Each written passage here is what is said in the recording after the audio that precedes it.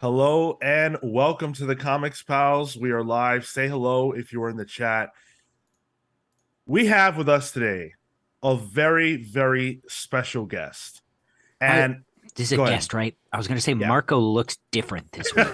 No, it's not. It's not Marco. We couldn't get Marco today. He's too big time for us. So we went in and made a call to. We phoned a friend. And I don't know if you, friend, have ever heard of these books, but this person may or may not be the writer of The Flash, the writer of Green Lantern, the writer of Infinite Crisis, the writer of Blackest Night, Flashpoint, Forever Evil, Doomsday Clock, Junkyard Joe, Geiger. Our friend today, our special guest, is Geoff Johns. Hey guys! Oh my god, that list made me tired. I'm like, oh my god. Yeah, I thought you were What if he said there. It's already What if he said 7:15 a.m. and oh my god. I was What like, if he said, no, I've never heard of those? What are you talking about? that'd be okay. I guess we got the wrong guy. I can pitch them all. I know the stories pretty well. Good morning, everybody.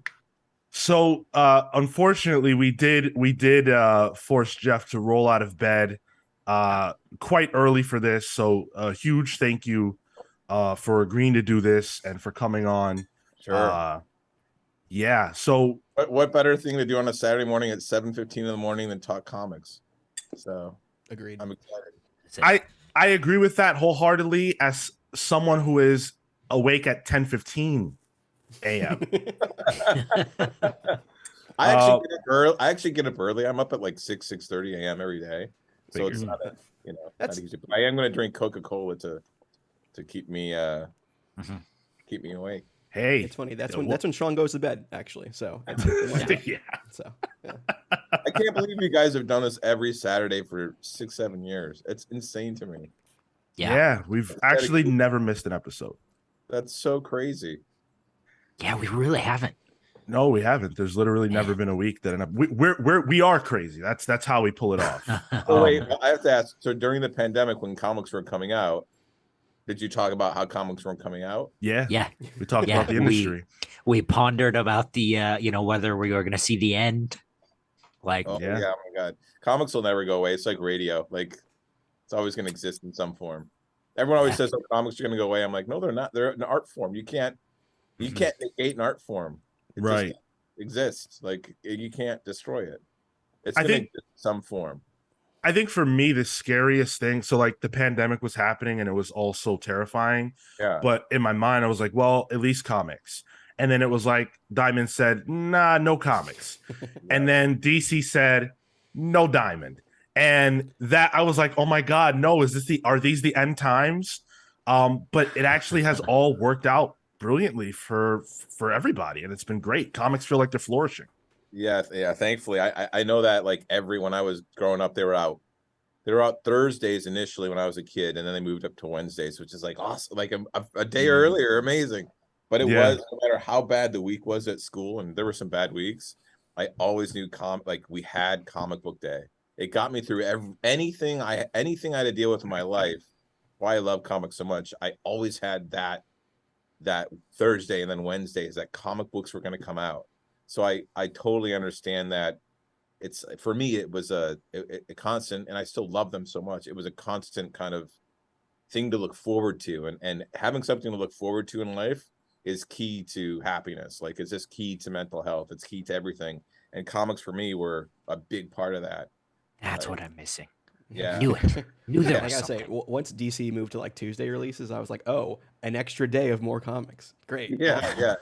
Tuesday screws me up still. I'm like, wait. Yeah. They like, should I go now or wait till Wednesday? Are they going to be like, what do I do? Yeah, we stream every Thursday too when we talk about the new comics every week. So having that extra day to read, I super appreciate it. That's good. So go ahead, Gil. Geoff, sorry, can I ask you a quick question? I don't want to date you, but were you of the era pre-comic book shops? Like, did you get your stuff from like newsstands? The first comics I ever bought, because I'm old, I bought my first comic book on a camping trip in Michigan. It was Batman the Outsiders 13 off a rack. I'll never forget that. And at some like like weird general store in the woods. Like, but I remember Batman, and then I started buying comics at like it was like a hall, like Hallman's. I think it was like a drugstore after school. And I think comic shops did exist. I just didn't know there weren't any by me. So we would just go there for probably the first, like that was like 1984. It was a long time ago now. Like 84, the first probably year I bought comics, I didn't go to a comic book store, and then we found one by me. That's when we had to use the yellow pages, right? Oh my Yeah, goodness. of course. You let your fingers do the walking. Yeah, right, exactly. Nobody knows what that means anymore, but No. So we have a million questions for Geoff Johns. We are going to dive into everything that we have the time for until Jeff just gets up and says, you know what? I'm done with you guys. No more questions, please. We're going to take full advantage of all the time that we have. But before we get into the interview, I do want to let you guys know where you can find us all over the internet. Of course, we are the Comics Pals. You type that into the Google machine, we'll come up. If you want to watch this show live, twitch.tv/the Comics Pals. Every single Saturday at 10:15 a.m., we talk about the happenings in the comics industry, the movies, the television shows, everything, comic book characters. We're all about it. Thursdays for Pals Pulls, Thursdays at 6 p.m. Eastern. That's our show where we review comics. Marvel, DC, Image, Junkyard Joe, anything that comes out. If we're into it and you guys are into it, we're talking about it every single Thursday. Patreon.com/the Comics Pals, where for as little as $3 a month, you can support your boys and you get access to some pretty exclusive and cool content from us. YouTube.com/the Comics Pals. Subscribe for free, like the video, share it with your friends. All that's free to do and helps us out a lot more than it costs you. Okay, That's enough the about us. quickest you've ever done that, Sean. That was really good. That was very, very good. Thank you. 7 years been doing it. So I do want to say also Junkyard Joe, which is the newest book that we're getting out of the, are you calling it the Geiger-Verse, the unnamed verse? What are you kind of internally calling it? We call the characters the unnamed, but Geiger-Verse seems to like be super easy to say, and we say it all the time. So whatever rolls off the tongue. Okay, fair enough. Yeah. So Junkyard Joe is going to be dropping on October 5th. We're getting the first issue. So that's this Wednesday. So you can go out and grab that this week. We actually had the opportunity to read the first 3 issues of Junkyard Joe. And we're going to talk about our thoughts. We were able to put out a spoiler-free review a few weeks ago, and needless to say, without spoilers, it's phenomenal. When you go to the shop to pick up your copy of Junkyard Joe, consider picking up the special black and white edition, because that edition, the proceeds of that, and correct me if I'm wrong, Jeff, but every dollar and cent, every dollar and cent, and also Mad Ghost, my company, is going to donate another $2 per issue that's bought. So that essentially all the cover price will go to these 2 awesome organizations, these 2 great charities. So we have the National Coalition for Homeless Veterans in the U.S. and Veterans Aid in the U.K. Yeah. 2 great causes that need support. And thank you for doing that. That's an incredible thing. It came really out of the story. The story is really about this. It starts in Vietnam with these soldiers that come across this bizarre robotic soldier, as crazy as it sounds, and then ultimately, but issue 2, as you guys have read, the rest of the story takes place today, and it's really about finding a place in the world after war.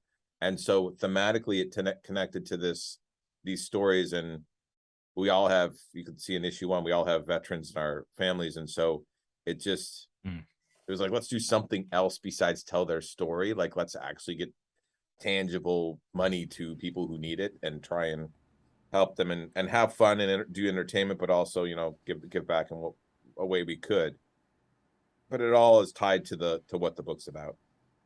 Right. Yeah, absolutely. And that first issue, after reading through the first issue and seeing some of the brutality of the war, the way and oh my goodness, Gary Frank. Oh my God. Come on. Genius. Wow. He's a genius. Phenomenal. Brad Anderson, just everybody. You guys. I know Brad, Rob, Yes.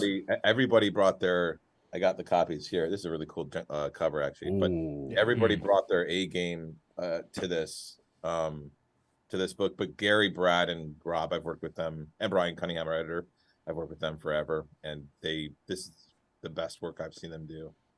And I did want to say thank you to Brian Cunningham, by the way, for setting this all up and reaching out to us. Give him a raise if you can. I will. Brian's I've known him for forever. He's an awesome guy, cares about comics, really big fan of yours too, and wow, and really cool too. I just love working with him. It's a pleasure to always work with Brian. Really the nicest guys in comics. that's beautiful. It's good to have him, in house. Yeah. Seeing the brutality of the war and what these characters go through, and it felt like we were in the moment with them. We're in the moment with them as they're kind of having conversations about what they miss from the world outside of war, and seeing, unfortunately, not all of them make it, and then juxtaposing that with the way you sort of ended it with the stories of your families and the people in your lives who are veterans or did serve.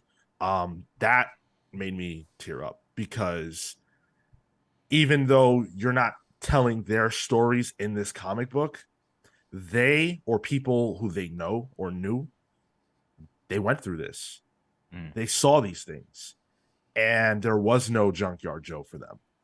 Mm-hmm. And that was hard to swallow. Yeah, it's interesting you say that, because I got my comps this week and I read it again. I haven't read it cover to cover since for a while. Like, I don't know if I've ever read it cover to cover, because I worked on the story, then we put all the stuff in the back together. So reading it from cover to cover, I was moved too, because everyone's dedications at the end reinforced this emotional underpinning of the story. And then I thought some of the things were just beautiful. What they wrote. I'm super excited. Like, Steve Blackball's our designer. He designs all these. Like, if you see the inside cover of the book, like that's just the death stuff. He designs everything, but he wrote a beautiful thing about his brother, and his brother doesn't know he did it, and he's just sending him the book. And like, that's gonna completely move him, I think. But I was really touched by what everybody wrote from the creative team. Yeah. Oh, by the way, people in the chat, we will be asking appropriate questions for Geoff later on. So hang tight on those. We have stuff we want to get to, and then we will absolutely get to your questions. So I wanted to ask you, what about why was it Geiger? Because you've stayed in the DC bubble, the stable, for pretty much your whole career. You had some time at Marvel and did a couple things like Gary. that. Yeah, I met Gary at Marvel. Yeah, recent Marvel. I met two of my biggest collaborators right at Marvel. Yeah. On Avengers and Vision, right? Yeah, Avengers and Vision. Yeah. Why was this the idea? I'm sure you've had a million ideas for something creator owned over the years. Why was this what sort of pulled you out of that and into this space at Image? Well, after Doomsday Clock, like, Gary and I have worked together on Avengers, Superman, Legion of Superheroes, Batman, Shazam, and then Doomsday Clock, which was like everybody. And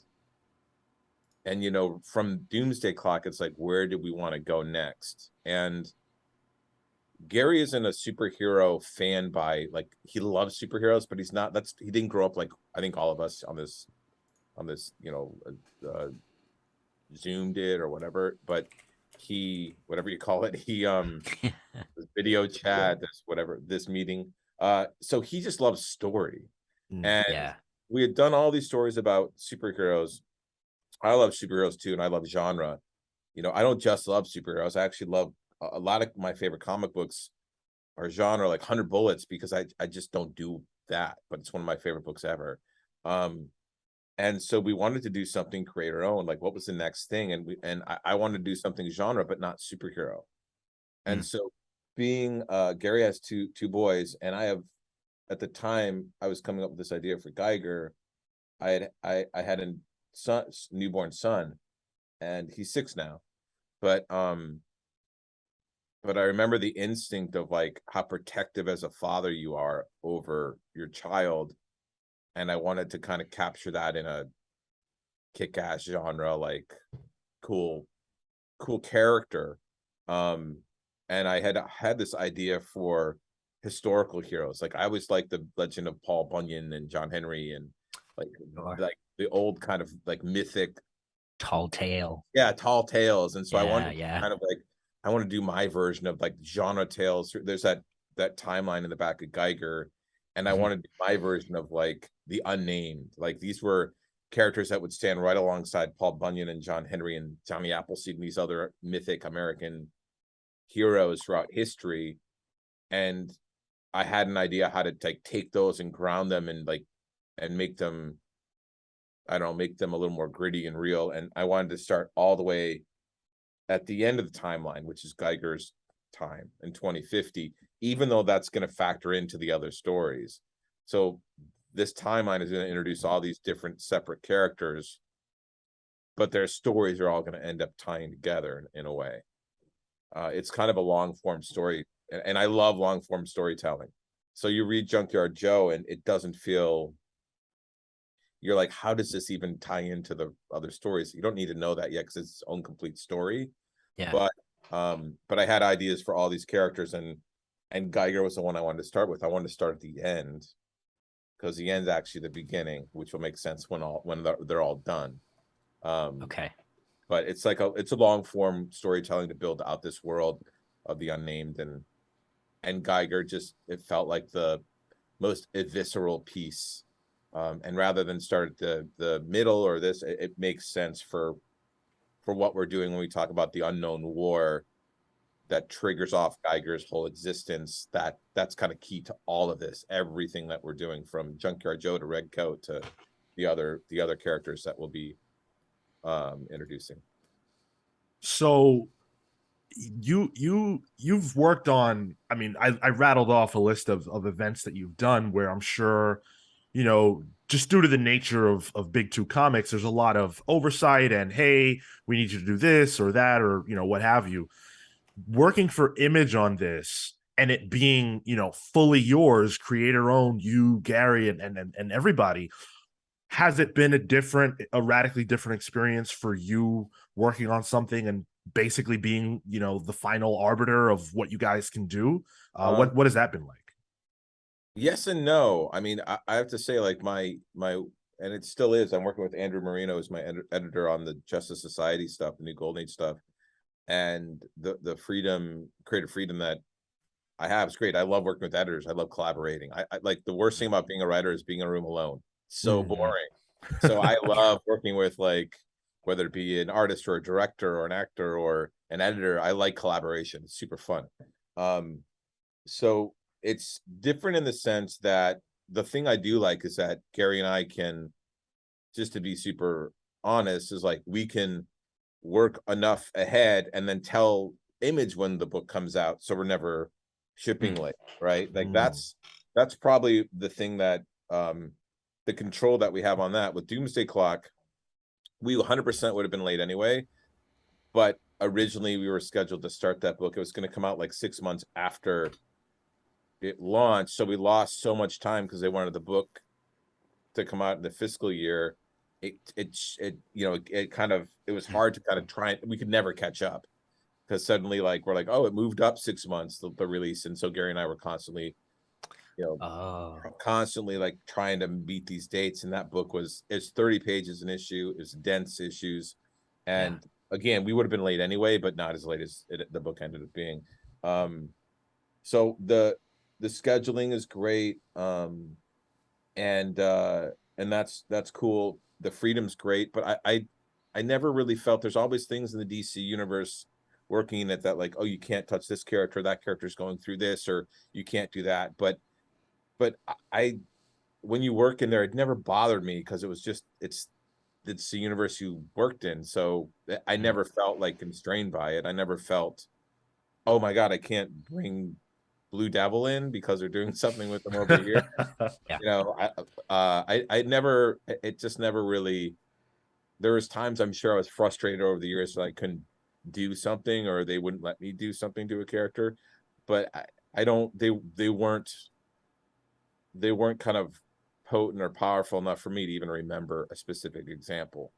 Okay. So I feel like the freedom at DC, and it might have been partly because I work on such like D-listers, like they don't care. Like when I'm like, hey, I want to use like, can I use I don't know, Booster Gold? Like when I was like, I want to do Booster Gold, they're like, good, please. Well, nobody else is gonna do Booster Gold. So that, or Aquaman even back then, or Shazam, like I got like most of the time I always gravitated towards characters that were in the back of the closet and forgotten under a box, just because I just have more fun with unlocking kind of forgotten heroes or inventing brand new ones alongside them. So the freedom, the working at Image and I love working at Image. I love Eric Stevenson and the team.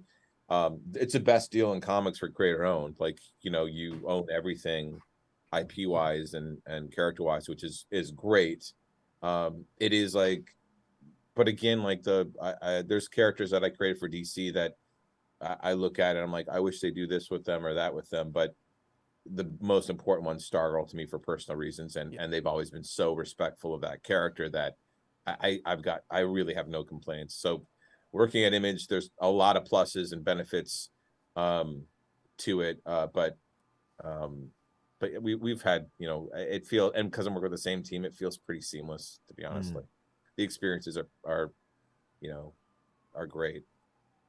That's a beautiful thing. A lot of times, we talk to creators and, they'll kind of say like, oh, playing in someone else's sandbox and stuff like that.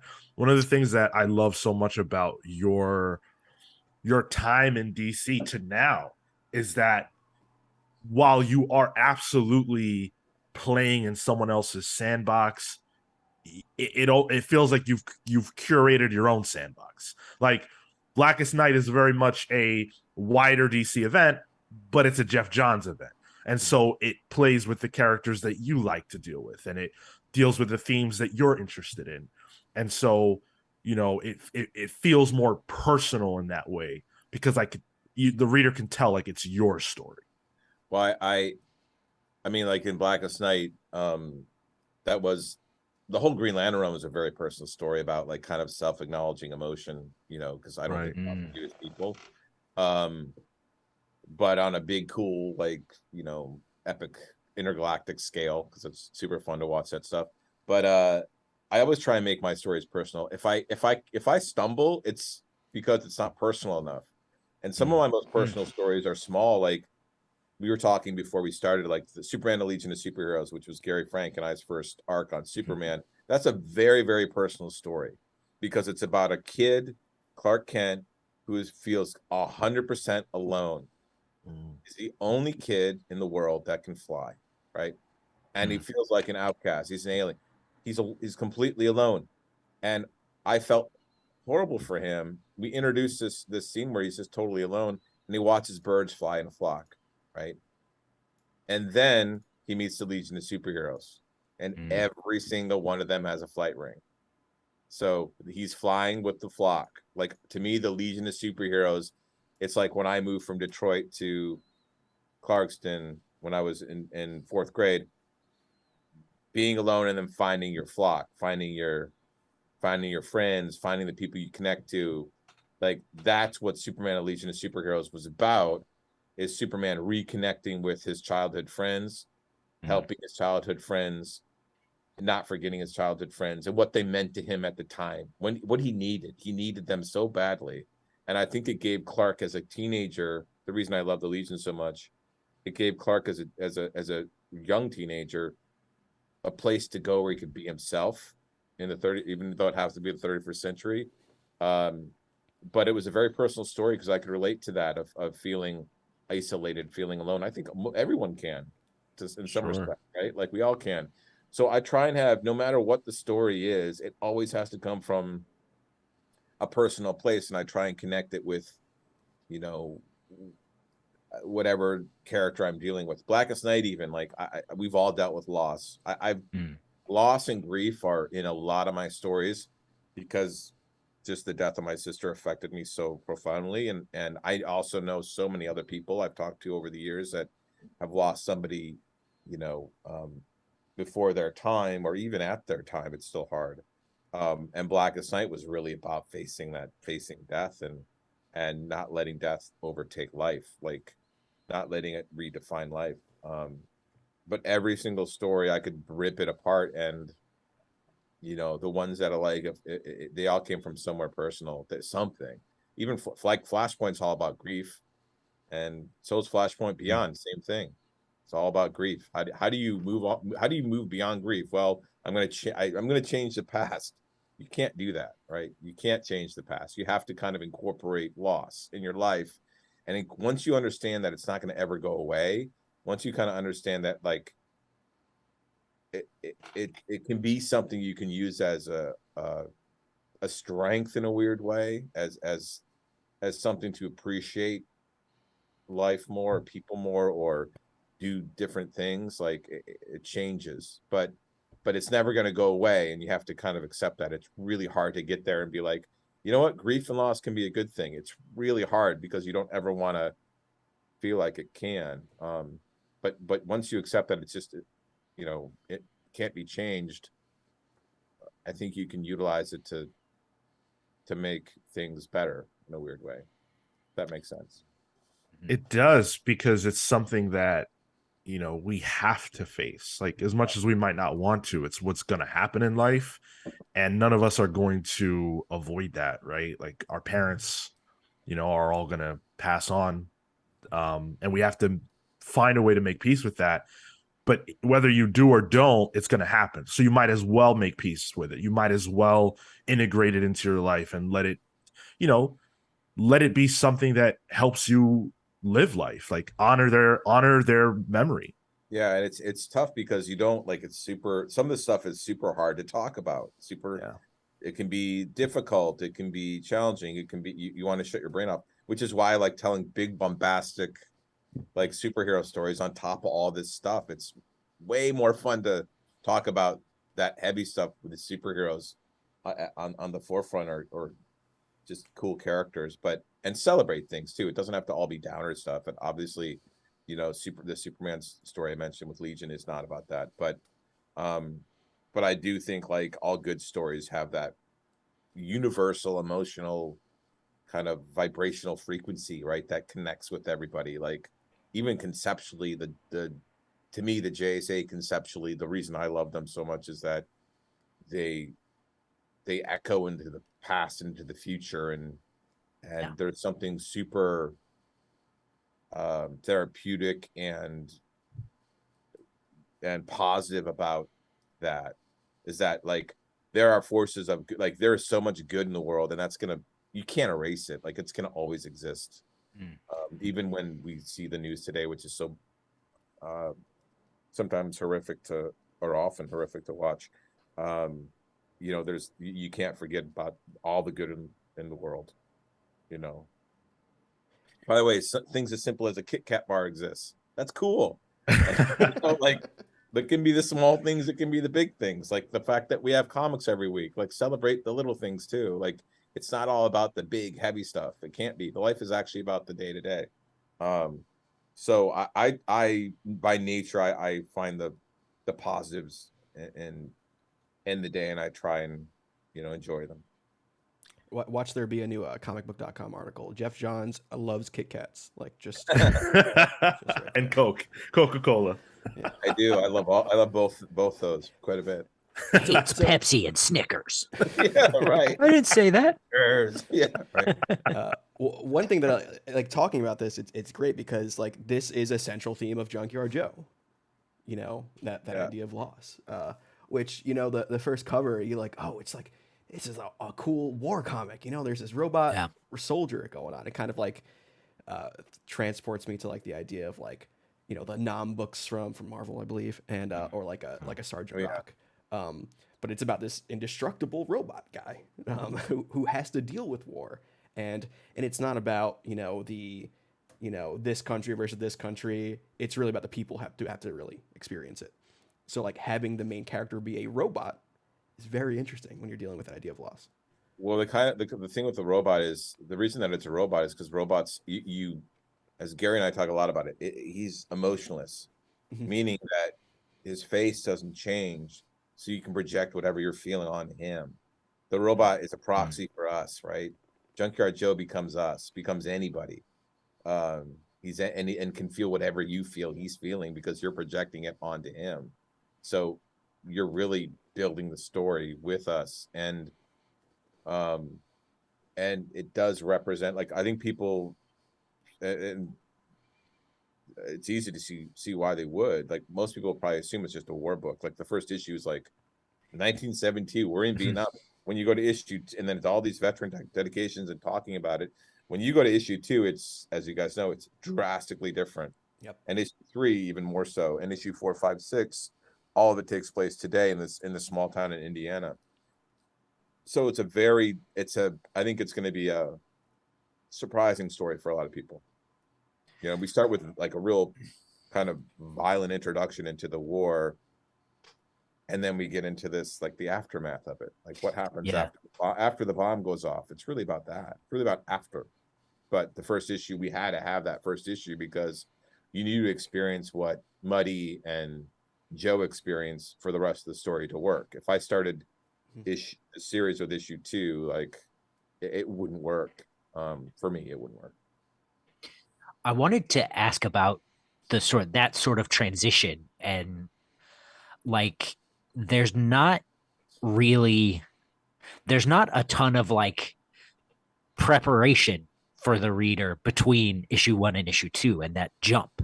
Yeah. You know, like you say, it goes straight from war comic to now, and something very different.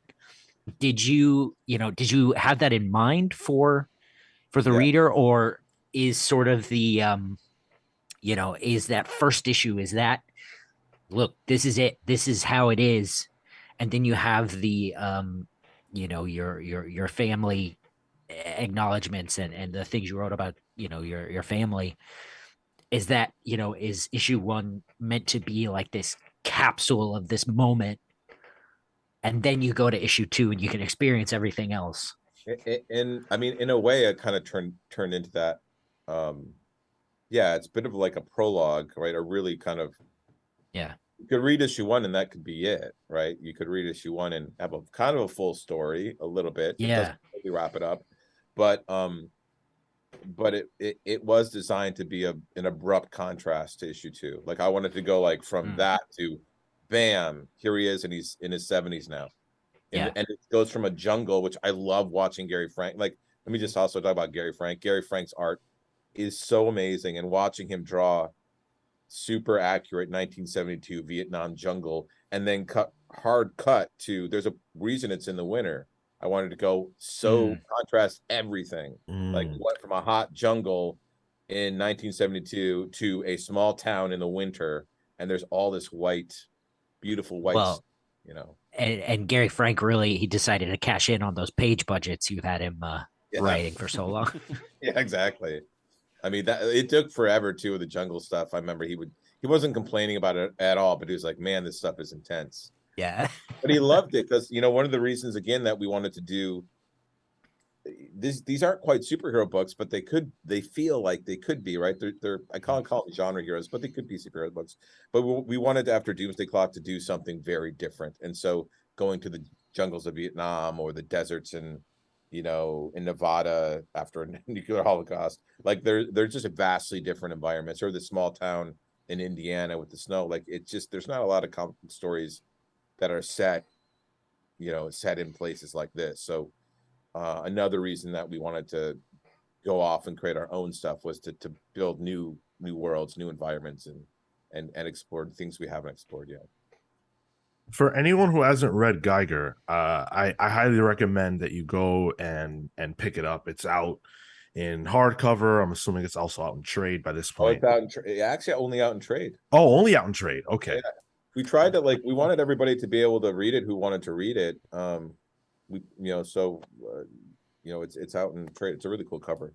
I've got the single issues, and nice. It's phenomenal. And my favorite panel in all of Geiger and this is what was so exciting for me as a preface to my thoughts on Junkyard Joe, is from the fight between Joe and Geiger. Mm-hmm. And whenever Geiger ends up winning that fight and we see Joe laying on the ground and the last thing that he sees, oh my God. Yeah. We set up. Yeah, it's pretty cool. And I said, wow, when I first read it, I said, I want to know everything about Junkyard Joe. Like who is this, right? And then this time, the reread, I said, wait, I just happened to look on the back of issue 1. Yeah. And I said, holy shit, there's a Junkyard Joe comic strip on the back of this. Yeah. I didn't catch that the first time that I read through this stuff. Yeah. So that got me so excited. And then I read issue 1 of Junkyard Joe, and I didn't expect what it was. I didn't expect it to be what it was. But what it did was it made me fall in love even more with this character who said no words.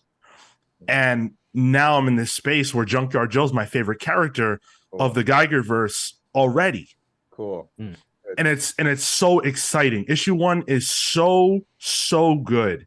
If you like war comics, if you like comics that have heart, comics that are about something, comics with characters that are interesting and compelling, like it does so much, and it hit me so hard. And then issue 2 somehow managed to hit me just as hard, but in a completely different way. And so I'm here to say I love what you're building out with these characters. And how does it feel for you getting to sort of seed those moments, like putting that comic strip on the back of issue 1 with basically no context and sort of teasing stuff out, and then having, oh, here's Junkyard Joe. Like, if someone's been paying attention, this has significance to you. Same thing you would do at DC, but just here with characters that you created. What's that been like? It's super fun. And actually, there's a ton of Junkyard Joe stuff throughout Geiger. Like, Geiger's son has a Junkyard Joe action figure. Right. Geiger in his library has a collection of Junkyard Joe strips. We actually mentioned on the news, I mean, it's on the news like early on, like on this page right here, every book is talked about that's in the Geiger-Verse right there. So it all starts right there. So when you end up, and the thing that Gary and I did this on Superman, where we did Superman, A Legion of Superheroes, Superman Secret Origin, and Superman Brainiac, and we designed them to be read in any order. So you can actually, the stories all stand alone and complement each other, but you can read them in any order. Because the Secret Origin and blah blah. So these are somewhat the same way. They all connect and all tell a bigger story. But seeding in that stuff, I love that stuff because it gives layers, and it's not just, you know, people call them Easter eggs, and I don't love that term because it kind of, to me, there's a throwaway, and nothing's a throwaway, right? Like, there's a reason everything's in here. Like, there's a reason that you see Geiger's son have a Junkyard Joe figure, and then the kids he helps, that boy has one too. Right. And it just kind of connects it a little bit. But it also shows you, well, this was a pretty famous cartoon strip character, like Snoopy, you know, whatever. Like, it was a character that, which my son's fallen in love with the Peanuts lately. It's so funny. But I love the idea that there's so much history to Junkyard Joe as a fictional cartoon strip in this world, because he became really famous. He became as famous as, you know, the Peanuts and Calvin and Hobbes and everybody else. In issue 4, it's really cool because issue 4 opens up with something that really is exciting that we got, that ties Junkyard Joe, the cartoon strip, into kind of this bigger world of cartoon strips too, which I can't wait for you guys to see it. Oh, I'm super excited for it. So we're gonna see Blondie and the Zitz guys. You'll see something. Yeah. Okay. That's exciting. Yeah, really fun. So you did the 80-page Geiger special, and in there we got to see a little bit of Red Coat, and then we also saw, you know, all the different like casinos and the bosses of those casinos, and like sort of their origins and stuff like that. But you and Gary weren't the only storytellers there. What was it like for you guys to sort of already let creators go haywire and start like telling the stories that they kind of want to tell within the within your world.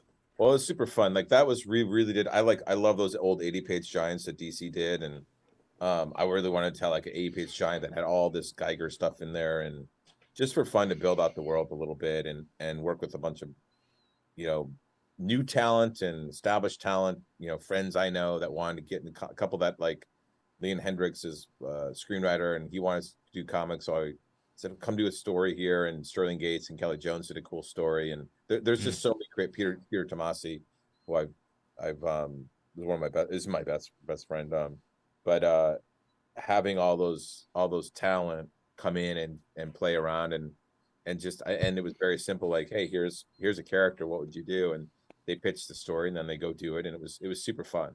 It was really, really fun. And that Redcoat story was a lot of fun to do because I find him very charming, this character. I mean, we'll get more into it because Brian and I are working on the book, but he's a very funny character. He's turned out to be much more humor based than I think Brian and I both thought, because he's always trying to talk his way out of something. Like he's a really good assassin, but he'd love to just talk his way out of a fight, talk his way into a free meal. Like they're really, he's been around forever, but he's like the worst.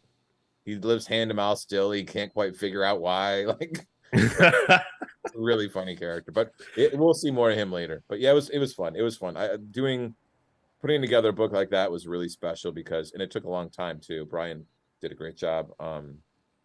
Just because it was working with people I love, that's fun. It's always fun. Is Redcoat still due out this year? We'll probably bank a few more issues before we solicit it, just because we want to ship on time when we do announce it, or we do start shipping. Like Gary and I have been very, just again because of our Doomsday Clock schedule, we really wanted Geiger to ship on time, Junkyard Joe to ship on time. We've been working on it for quite a while, so it's all done. Like you guys have seen 3 issues already done, and fourth is about to be done. So we really just want to get on schedule. And Brian's the same way. He's busy working on some Marvel stuff at the same time, so he's going back and forth. But when Redcoat is like our goal probably is to get it out. I think I'd like to have Joe come out and then have Redcoat start right after that. But we'll see. I just want to have enough issues in the can so it comes out monthly. Like Geiger and Joe. We just want it to come out on time. Yeah, that's super fair. With Geiger, you talked about adding something personal. And you talked about the personal element of Geiger for you being a father. You would do anything to protect your children. The commentary or the critique that I feel like we're seeing within Junkyard Joe and Geiger is sort of like a commentary on the violent delights of America's history.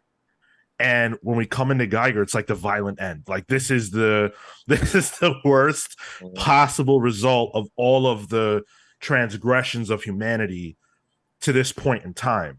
And then Junkyard Joe is a juxtaposition of that with war and seeing how we throw everyday people. Junkyard Joe's not an everyday person, but everyday people into this horrific and brutal, they call it a theater, but it's very, very real. What about those elements are personal to you in terms of your interests or the way you think about things? What are you bringing from yourself to that portion of the story? You're actually, Sean, you're hitting on kind of like the overarching story that we're building with these is where are we going, right? Where are we going and why, and how can we fight back and make sure we don't go that way? Like how can we solve big gigantic things we're facing as people, all people, right? Like just as humanity. It's a much headier, bigger thing, but it's something we all think about, we're all kind of bombarded by. But you're hitting on exactly the violent kind of outbursts that plague our past and present and future, and how we're gonna, where they might lead and how we gotta face them. It's actually what the bigger story is about over the course of several other stories. So that's exciting. It's kind of like the similar, like you have Rebirth and Sinestro Corps and Blackest Night, and they all kind of build this story. It's a similar just in terms of structure, very different story, but it is like pieces that come together and form an overarching journey that I think will be really, it'll introduce a lot of kick-ass fun characters, and hopefully it'll have a good, my stories tend to, I lean towards the positive by the end because it just is what I do, but you've shockingly hit on something that is it's what's it for, why we're doing it. I can't wait. The world of Geiger that's being built out here. I don't know if I've ever been as excited for like a new world being built out. Like I missed the early days of, say, for example, Ultimate Marvel, where everything was so exciting and new. This feels like that in the sense that there are so many new, I mean, the Ultimate characters aren't new characters, they're Marvel, but these are brand new characters in a brand new story. And then it also just happens to be one of the greatest creative teams ever assembled. So it's like you're assured quality. Like it's so exciting. Thanks. Well, we're that's why we're trying to do it really meticulously. Like we want every issue to feel like when you pick up Junkyard Joe 1, you're like, everyone put everything they have into this book. Like this is the highest quality we could possibly make. We want this stuff to be like, there's so many comics out there. We want it to stand out for the craft, the level of craft that we put into it and the care we put into it. Because it really is like, we've done a lot of books. Gary and I specifically, like we look back at our trades or our stories, and there's every one of those. I'm proud of every single one of those books. And Gary and I are like, we want to keep the quality and the storytelling. We want to keep evolving it, but still staying like to basics of like why we love comics, great characters, thrilling adventures, action and stories. Like we don't want to like stray from that because that's what we love, but we want to keep trying to deliver quality books, like quality stories, quality. So at the end, I want to be able to hand someone Junkyard Joe. If they say, what do you do? Well, this is what we do. It's always got to be the newest one, right? Like want to be proudest the newest one because you want to trying to make them better and better. But at the very least, we're not just phoning this in for sure. Like obviously we're, it's pretty meticulous and we're really dedicated to it. We want to make it great, and hopefully it comes out in a decent time frame for everybody. But we were trying to make the quality stand apart from the rest of the books on the stands. I want to reiterate that Junkyard Joe #1 does drop this Wednesday, October 5th. So if you are going to be heading to your comic shop, pick that up. Pick up the black and white edition. Pick up both. Pick up your favorite cover and grab the black and white edition. All the proceeds from the black and white go directly to two different charities: the National Coalition for Homeless Veterans in the United States and Veterans Aid in the UK. So a good cause and good comics. You can't really go wrong with that. Can we talk DC a little bit? Let's do it. Of course, I love talking DC. my passion. that and He-Man. Interesting. Where's the He-Man comic? Oh my God! Well, I created a He-Man figure. Mattel asked me like years ago, called Sir Laserlot. I was like, why don't they have a knight? They need a knight. I grew up like that cartoon was out when I was growing up, and all the characters were so cool looking. Yeah. Trapjaw, Score, and Manny Faces, all those weird characters. You more of a Mossman or a Beastman kind of guy? You know what? My brother had both. Nice. We always commented like we were like, what a ripoff! Like they're the same like mold. But Mossman had that. What do you call it? There's a term for that soft like velvet stuff people put on. Flocking? Oh yeah. Flocking. Yeah. Flocking. Yeah. Which is such a weird word to me, but I think probably Beastman, but Mossman. I remember when my brother got him, he was so rare. It's hard to find Mossman.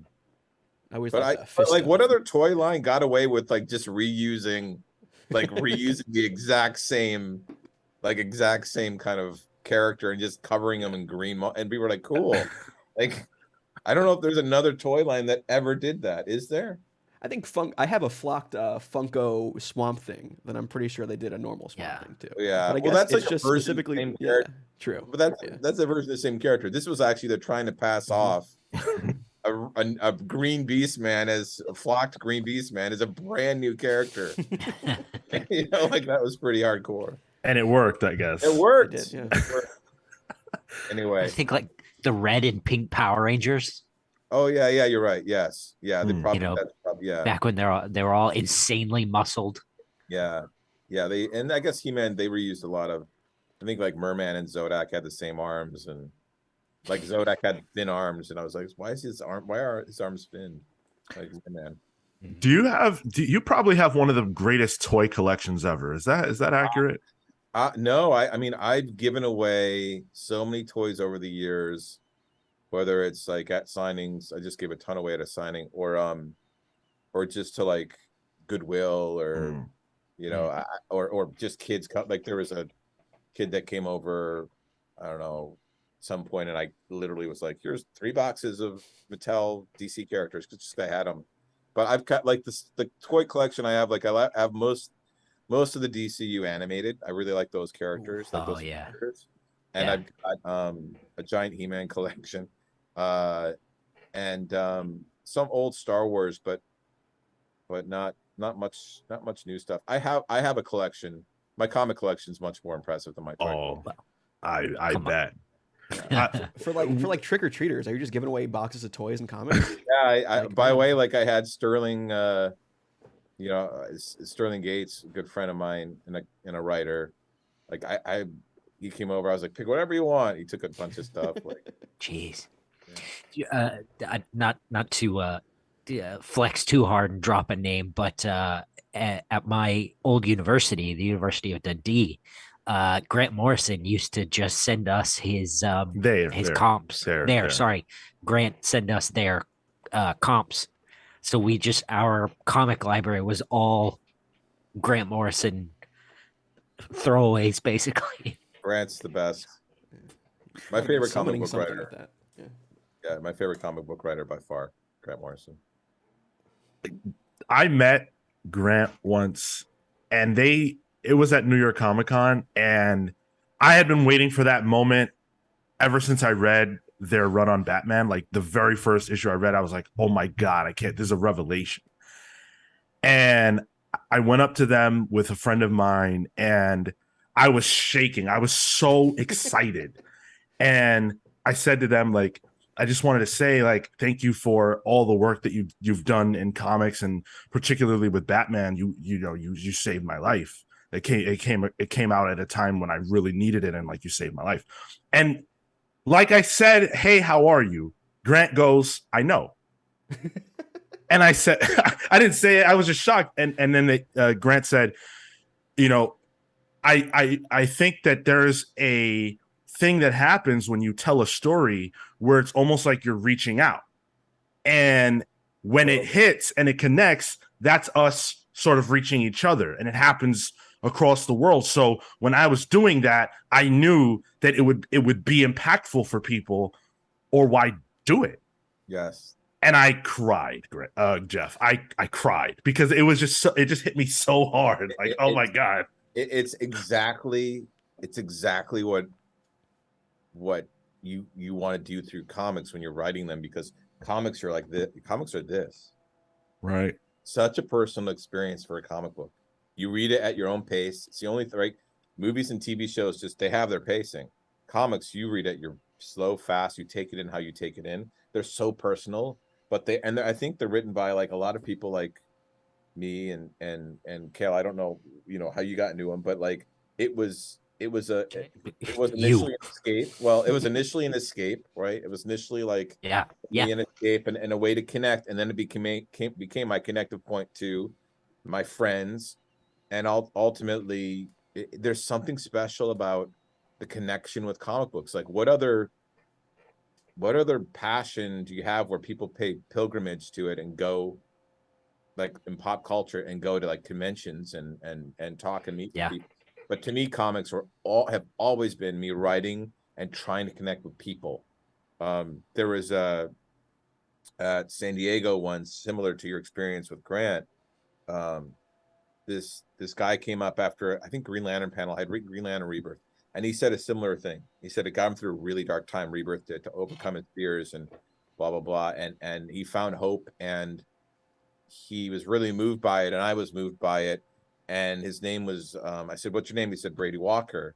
And so I actually named Saint Walker after Saint Brody Walker after him, because That's he incredible. represented hope to me. So that's where Saint Walker's name came from. Wow. And it was really a special, that was a really a special moment, but it is what you want to connect with. And by the way, from just making someone laugh, like there's a line in the New Golden Age, I'm like, that's just funny. I'm like, I hope this makes people laugh. Like, I just want to make people laugh. And then there's certain things you're like, you want to connect and share experience with, or share a, you know, heartbreak with, or a you know, a swelling cheer moment. I love those moments. You're like, yes, like, oh, you want to like experience give people like this kind of get them out of their seat moments. You know, I love doing that in comics too. But I completely agree with Grant. Like, he is 1,000, or they is 1,000% exactly right about how stories connect with people. Yeah, I'll never forget that interaction, just because it was just like, oh my god, my idol. Oh, and by the way, I fully expect, since we talked about toys a little earlier, I fully expect a Junkyard Joe toy down the road at some point, and I will put There it. already is one in the works. Oh, So I can't say anything else about it, but actually, I'm working with somebody right now already. So we Todd expect it in the McFarlane. mail then, that we yeah, you guys will get something. So we got on a tangent, but I did want to bring up DC. So you've actually been, you started off as a young buck, but now you're kind of one of the, well, you know, listen, I didn't want to say it, but it's been over 20 years, and which is remarkable to think about. What can you say about like the early days of getting started at DC, and kind of what that was like, those first few books and those first few years?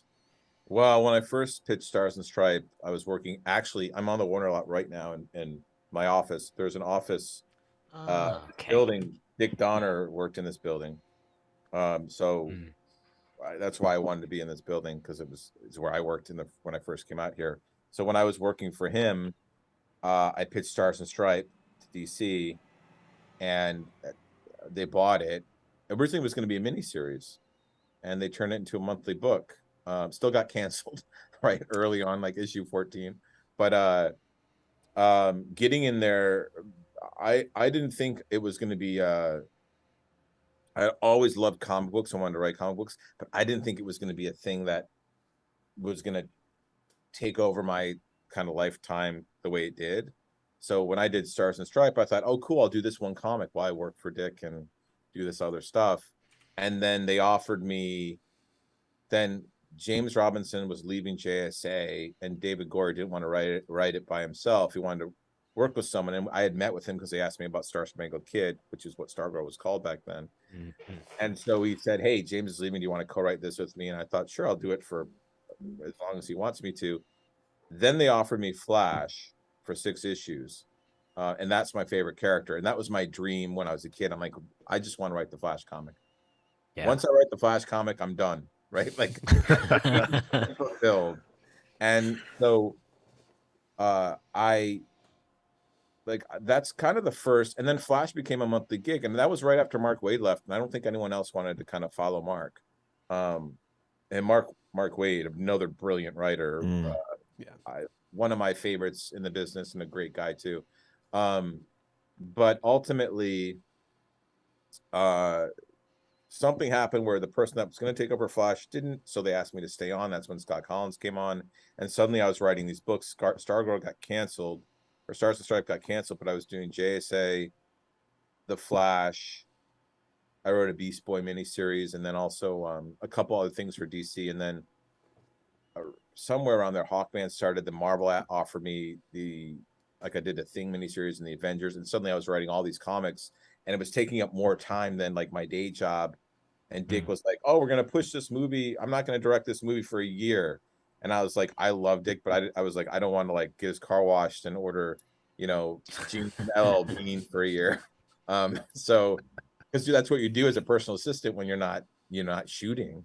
And and ultimately I had so much work to do that after I'd worked for Dick for about 4.5, 5 years.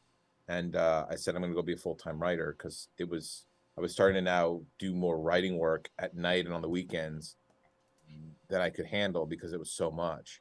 And I work a lot because I love work, but this was just too much. So getting into comics was the kind of explosion of work that happened when I initially got in. I was really, really lucky. Very, very, very, very fortunate.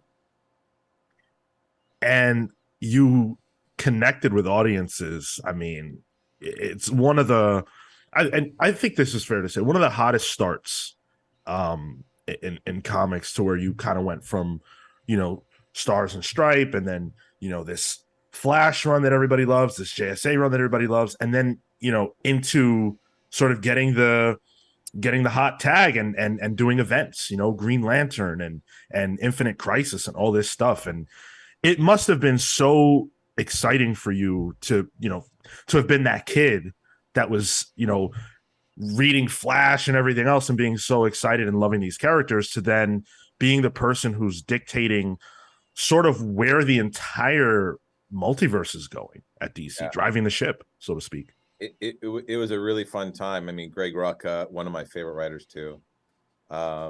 Really great writer.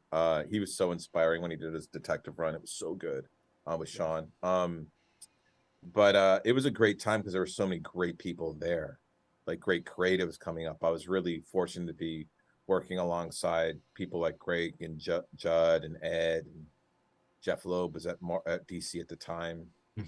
Marvel.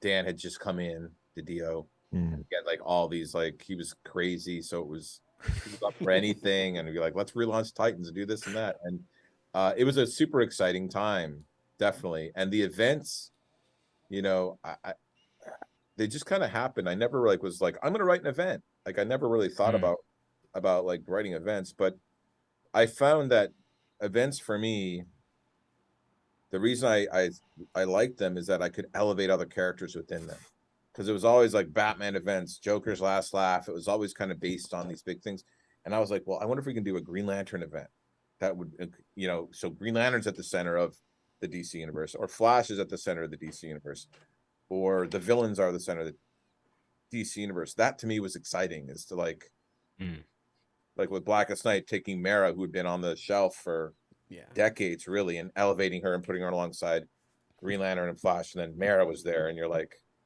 and making her, because Aquaman wasn't around, so she could just stand on her own, be a cool character. That was those were really exciting times. I remember I did Day of Judgment. I don't know if you guys remember that. It was like literally, I just started comics, and Mike Carlin called me and said, hey, do you want to write this thing called, I forget what it was, oh, it's going to be a miniseries where Hal Jordan becomes a Spectre. And I was like, I don't know. But ultimately he pitched it to me, and I said, this is my deal. Blue Devil was dead. I'm bringing up Blue Devil again. Blue Devil was dead at the time, and I'm like, if I can bring Blue Devil back, I'll do it. And he's like, he didn't like Blue Devil for some reason, and I'm like, that's the deal. And I don't know why I had kind of like, I don't know why I said that, like this like young kid coming up in comics, but I was like, I'm gonna like die on the hill for Blue Devil. No, but I did.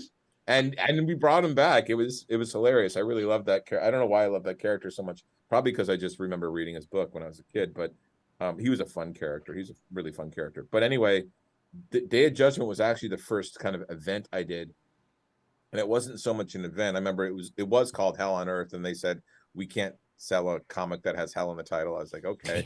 They changed it to Day of Judgment, but that was the first kind of tiny event. And even in that, I'm like, well, I want to use it to like elevate Faust, who I like from Outsiders, this really obscure villain. Like the son of Felix Faust. He was like this really obscure character called Faust. He was the son, he was a good guy, and having him teamed up with Blue Devil, because I just like the idea of the Faust and the Devil. It just sounded cool. So I was like, I got to bring those, and Katana. I love Katana. from my Outsiders, because I read Outsiders, my first comic. So Katana to me was like as familiar as like, you know, Aquaman. Like I thought Katana was like a main character. She's fighting one with Batman. So anyway, the events, I always saw them even from the very beginning as ways to elevate characters that were off to the side or forgotten. That was some of my favorite things to do, was always to bring in characters like that. Like even on Flash, when I got on that, the rogues had been discarded for years. Like the one thing that Mark didn't really do was a lot with the rogues, and I'm like, well, cool, I can do some stuff with the rogues. And I brought Captain Cold back and Heatwave and all the other characters back to try and make them, you know, make them interesting again. We do a book club here, and the last one that we did, it was actually picked by the listeners, was Blackest Night. And it just so happens that we're interviewing you the same week that came out. That was just happenstance. But when we did that book club, we talked about how you have a sort of like it's almost like a cinematic presentation of comics, the dialogue and the scene structure. It feels big, you know. It feels big. It feels cinematic, and I was wondering if you attribute that in any way to Sitting Under the Tree of Richard Donner, and you know, if there are lessons that you learned from working with him that you have translated into your comic work. Yeah, I mean, a lot of this definitely this like kind of trying to be more cinematic, and by that, it's just like letting things breathe. Yes, Tried to do that on the Stargirl TV show too. Is like just let things breathe a little bit. Let the characters live in the moment. Let like there's as much or more to be said in silent panels as there are in panels filled with 1,000 balloons of dialogue. Like when people walk down a hall, if they walk down a hall and you have panels of them considering to open a door, you want them to open the door so much more than if they just walk down and open the door. Like if you have them stop at the door and look at the door and think about it and then close on the doorknob and then they crack it open and there's all these panels, you start to just want to go in more, you know. And I think the cinematic from this, it's not just scope, it's not just like the beautiful Brian Hitch widescreen stuff that he did throughout his Ultimates and all his work, which is amazing. It's not just like the cinematic doesn't just mean big, it also means take your like live in the moment, live with these characters. In TV, I call it like there's lean back TV or lean in TV. Lean back TV is when just you have chatter. Like you're like, I'm gonna check my email. I'm gonna like, because they're telling you what's about to go on, what's happening, and what happened. Instead of just like in movies, in the cinematic like kind of space, I often find, and a lot of TV shows do it more, especially streaming, it's more lean in TV. You're like, what's happening? What's going to be in that door?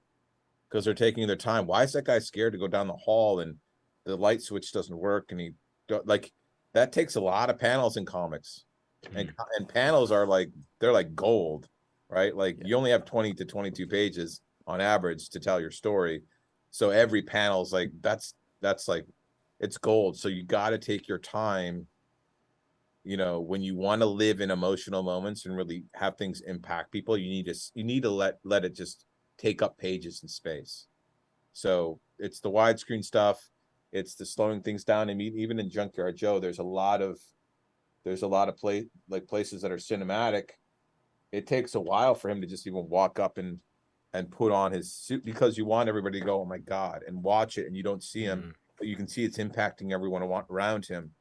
Now, if you just have like things blow up and then there's a splash of a robot, you don't get all that intrigue, all that. You don't feel like everyone around him's like, holy, I can't swear on this, I don't think, but holy, you can if you want to. I'll try not to. But anyway, but I don't know if that makes sense, but it's I think people misinterpret sometimes cinematic as big.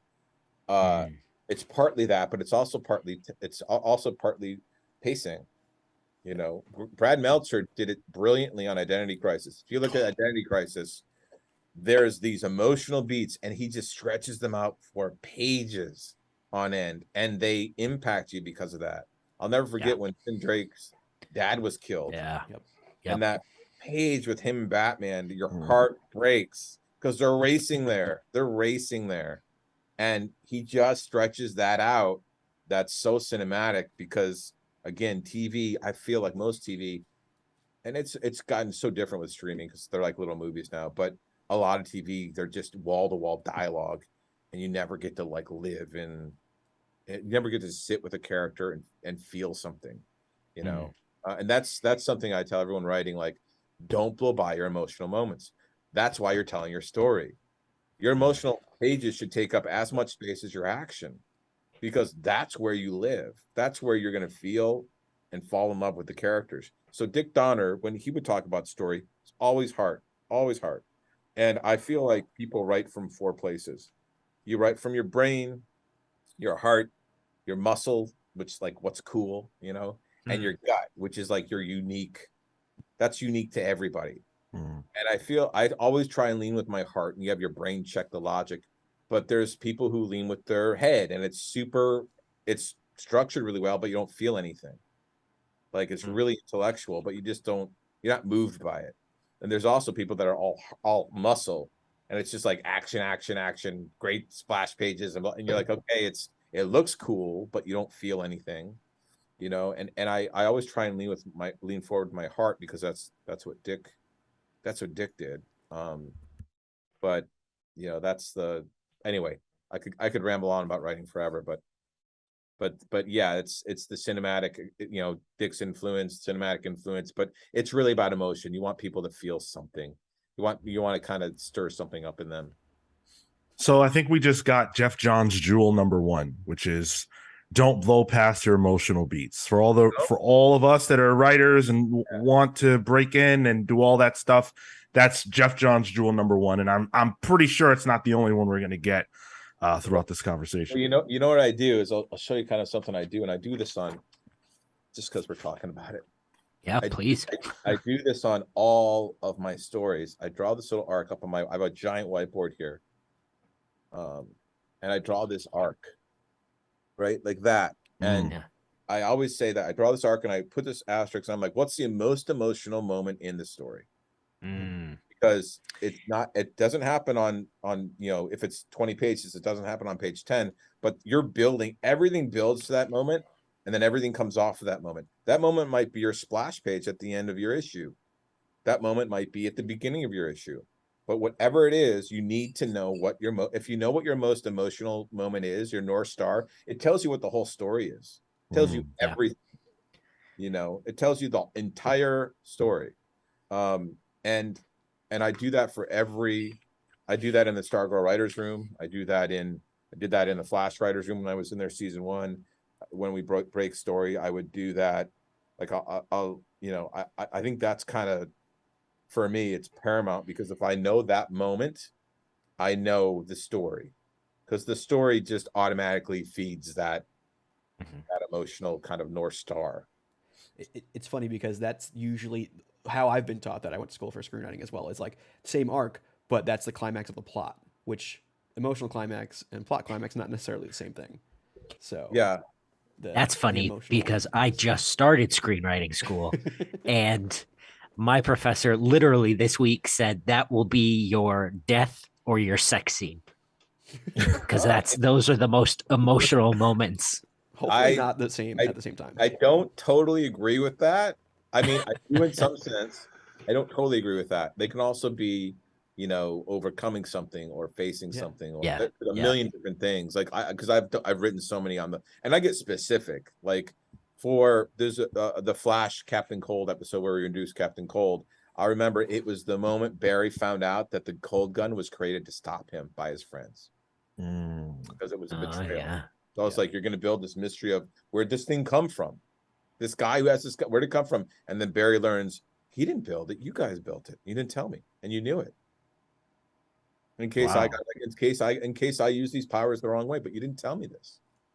And so there was like, so suddenly now it was okay. That's the most emotional moment for Barry Allen. So it was, that's what I try and do with every issue, every story, every script. Stargirl, we did it every episode we break. It was what's the most emotional moment for the episode. You know, it's whatever it would be. It's when Courtney realizes her father is just there for the locket and leaves her sitting alone on a stoop, and she realizes, it's the moment she knows her father doesn't love her. Like, that's rough, right? So you build up everything as, oh my God, she thinks they're going to connect. She thinks they're going to connect. She thinks they're going to connect. The audience thinks they're going to connect, and then he crushes her heart. Boom, that's it. And then everything coming after that is she finds support from Pat in his arms. Pat, her stepfather is there for her when her real father's not. And then Pat tracks the guy down and says, don't come back here. And then the guy's even a bigger asshole, and so Pat slugs him and knocks him on his ass. So, and then Courtney has to be reminded why the staff chose her, that she is worthy of something, right? And then she does, and she can pick the staff up, and it works again because she knows she's worth something, even if her father doesn't think so. And so there's the emotion of those stories, the emotion of everything, even in these bombastic, gigantic events. It happens. And Forever Evil 7, I remember it was when Bizarro died. Yes, it is a death. It is a death, Kale. In that scenario, Bizarro died, and Luthor is pissed, and someone says it was just a monster, and he's like, but it was my monster. Yeah, Goes freaking nuts and helps save the day. So, I always, and then because I knew that was going to happen, I could build this relationship with this Bizarro throughout, where you started to see this, this bond develop between Lex and Bizarro, which I really liked, and that was a really important part of that story. Anyway, again, I'm probably rambling. So I'm so happy that you mentioned that exact moment from Forever Evil, because Forever Evil is my favorite DC event, and I reread it last night. And when I got to that moment again, I was like, oh my God, like I just got chills, because you built up this, Bizarro. I don't have a connection to Bizarro. And that was not the original Bizarro. That's the New 52 Bizarro, which is slightly different take. And so to have it essentially be introduced inside the Forever Evil pages, and then have this huge emotional moment where all of a sudden I care so much about this character that I've never thought about, really. I was like, oh my God, oh Bizarro, please come back. You know what I'm saying? Well, I also, it's so much more impactful for me because it's Lex. Like, she cares about something. Like if you can get Lex to care about something, you're with him as an audience member, because he was the hero of Forever Evil. Right. So if you, I use that term loosely, but so that when that connected, that point happened, you were like, yes. And then also, like, in that, I tried to make the crime syndicate so unlikable, like so horrendous, that when they were slaughtered by the Legion of the Secret Society of Supervillains, the Legion of Doom, like, you were like, good, like, kill them. Step on Atomica, do it, please, kill them all. Can I ask you, who was, because the crime syndicate, for people who might not know, like, they're from a different Earth, and they are essentially like Funhouse mirror versions of the Justice League that we know and love. To the point where, like, this version of Superman called Ultraman, like, he kryptonite, he like uses it, like, it's not bad for him. Well, it's bad for him, but it's like he uses it as fuel to some degree. Which one of these characters from the crime syndicate was your favorite to write? Because I felt like you were having so much fun. They were all really fun because they're so twisted in a fun way. And I was like, and I knew that I was going to kill them in very kind of Tales of the Crypt, like horrendous, like comeuppance ways. So I could make them as dark and twisted as possible. Johnny Quick was a total blast, right? Because he was such a prick. He was such a prick. Power Ring, because he's such a coward, was fun to write. God. Like, they were all really fun to write. Every single one of them. They were Deathstorm. Oh, Deathstorm was hilarious. Yeah, Deathstorm was funny too. Deathstorm has always been funny since Blackest Night. They're all really fun to write, but I think Johnny Quick and Power Ring probably, because they're so heightened, such, like, to have a coward, like, have a real coward be there is and as pathetic as he was, I thought that was really fun. Sometimes the characters that are the most I think like on their personalities like pop the most, like Larfleeze. Like they're so some characters are so compelling. They're also hard to write because they have such a specific voice in my head. Like Johnny Quick, I remember I get into his character and I have to like you have to kind of work your way in, and then once you're in, you're in. You know, Larfleeze was the same way. I'm like, okay, if I didn't write him for a month, I'd get back on the character. I'm like, it took me like a little while to get into his head again. I remember when I wrote him in the last issue of Green Lantern, and I hadn't written him in like 6 months or a year, and it took me like a whole day for like 3 lines of dialogue. I'm like, oh my God, like why is this so hard? And it's because I had not. It'd been like 2 years since I written the Larfleeze Christmas special, so I had a hard time getting into their headspace. But yeah, they were Syndicate was really fun. How do you in those moments, you know, like you were just describing with Larfleeze, how do you find your way back in? Eventually I figure it out. There have been times where I'm like, I don't know if I was in at that moment. I think I was, but I know when I am. There's times where I'm like, I think I am. I'm not sure, but sometimes it takes a while. Sometimes I have to move on to something else and come back to it. Sometimes I don't do it and see it until the dialogue. I see the black and white with the dialogue, and I'm like, nope, that's not it. And I get back into it that way. Like right now, like I'm into someone's head in the new Golden Age, and because it's from their point of view, and the one shot and their dialogue has kind of taken over the issue, and I'm glad. Like I'm like, okay, cool, I'm on this clip, and it's happened, it's done, and now it's, you know, can move on to the next thing. And but it is, you know, I think every writer knows, you kind of know when a character takes over. There's certain characters that I've written where, like Superman's one, strangely, where he says what he says. Like I'm just along for the ride. Like Superman's gonna do and say whatever he says. My job is to put things in his way, you know, and have some fun and like. But I find Superman to be, for me, the easiest character to write because he speaks to me on such a profound level all the time. Like Doomsday Clock, I knew exactly what he was gonna do the whole time. Like when Firestorm was like, you gotta go. He's like, nope. You're gonna do this. We're gonna figure it out. Like I'm like, I can't. Like I'm Superman. Get out of there, and my hands won't let me type. But then there are other characters. There are other characters there that you know you work on, and you're like, you don't know if you're gonna get comfortable with them. Power Girl was one in JSA where I never particularly gravitated towards the character before I wrote JSA. She was fine, but I never thought like, oh, I can't wait to write her. Yet when I started writing her, I'm like, oh my God, she's a blast to write. She's tough. She's got terrible luck. Like she's got attitude, but I understand why. Like she became this great character to write to me. And I loved her so much. I ended up writing like a solo series with her in JSA Classified because I'm like, oh my God, she became one of my favorite JSA members. I don't know how that happened. Same thing happened with Catwoman when I wrote Forever Evil. I'm like, oh my God, Catwoman's awesome. Like she is so fun to write. And there are other characters like probably this is so weird, but the scariest character, the Joker, definitely writing Batman 3 Jokers. When I got into that script with Jason, we were talking about it. Like when I was plotting it, I was fine. But when I was scripting it, the Joker is so creepy and scary, so irredeemable.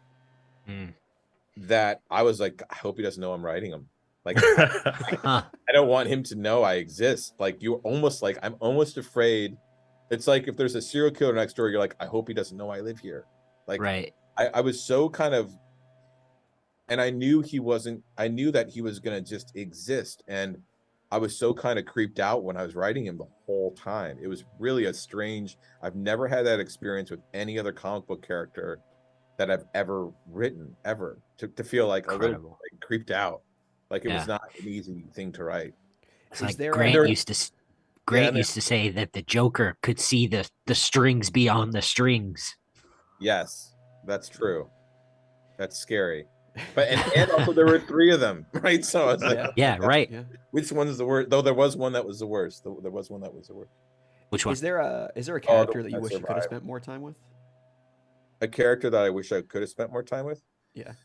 There are all sorts of characters out there I love, like you know, and again, some of it comes down to when I it wasn't just because Batman and the Outsiders was the first book I ever read, but the story I read was issue 13. It was this really compelling story about Batman was poisoned, and Alfred had to reveal his identity to the Outsiders. And they were like, it was so interesting to me, and it hit me so hard because everyone was like, that's why he's Batman. They understood that. He watched his parents get shot in front of him. That's why he's determined to be Batman. And suddenly I was like, that is so cool, because if you don't know that, you're like, who's this crazy guy in a bat suit with with planes and stuff?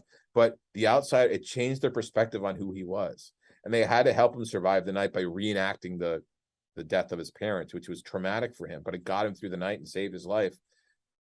I say all this because that story impacted me here. Like, I felt it, and I also was like, what a great and compelling, Mike Barr wrote it, what a great and compelling idea to have the people Batman works so closely with not know who he is or why he does what he does, and then find out, and he doesn't know they found out, and then find out and have that shared, that poor, I remember, I think Halo says it, that poor man or something. And I was like, that's because no one ever has sympathy for Batman. Yeah. Right? Yeah. And so in that story, I felt it. And all those characters, I bonded with those characters in that moment because of that. So I really like the Outsiders. So I'd love to do something with the Outsiders. I love Black Lightning, Metamorpho. I've always loved Metamorpho.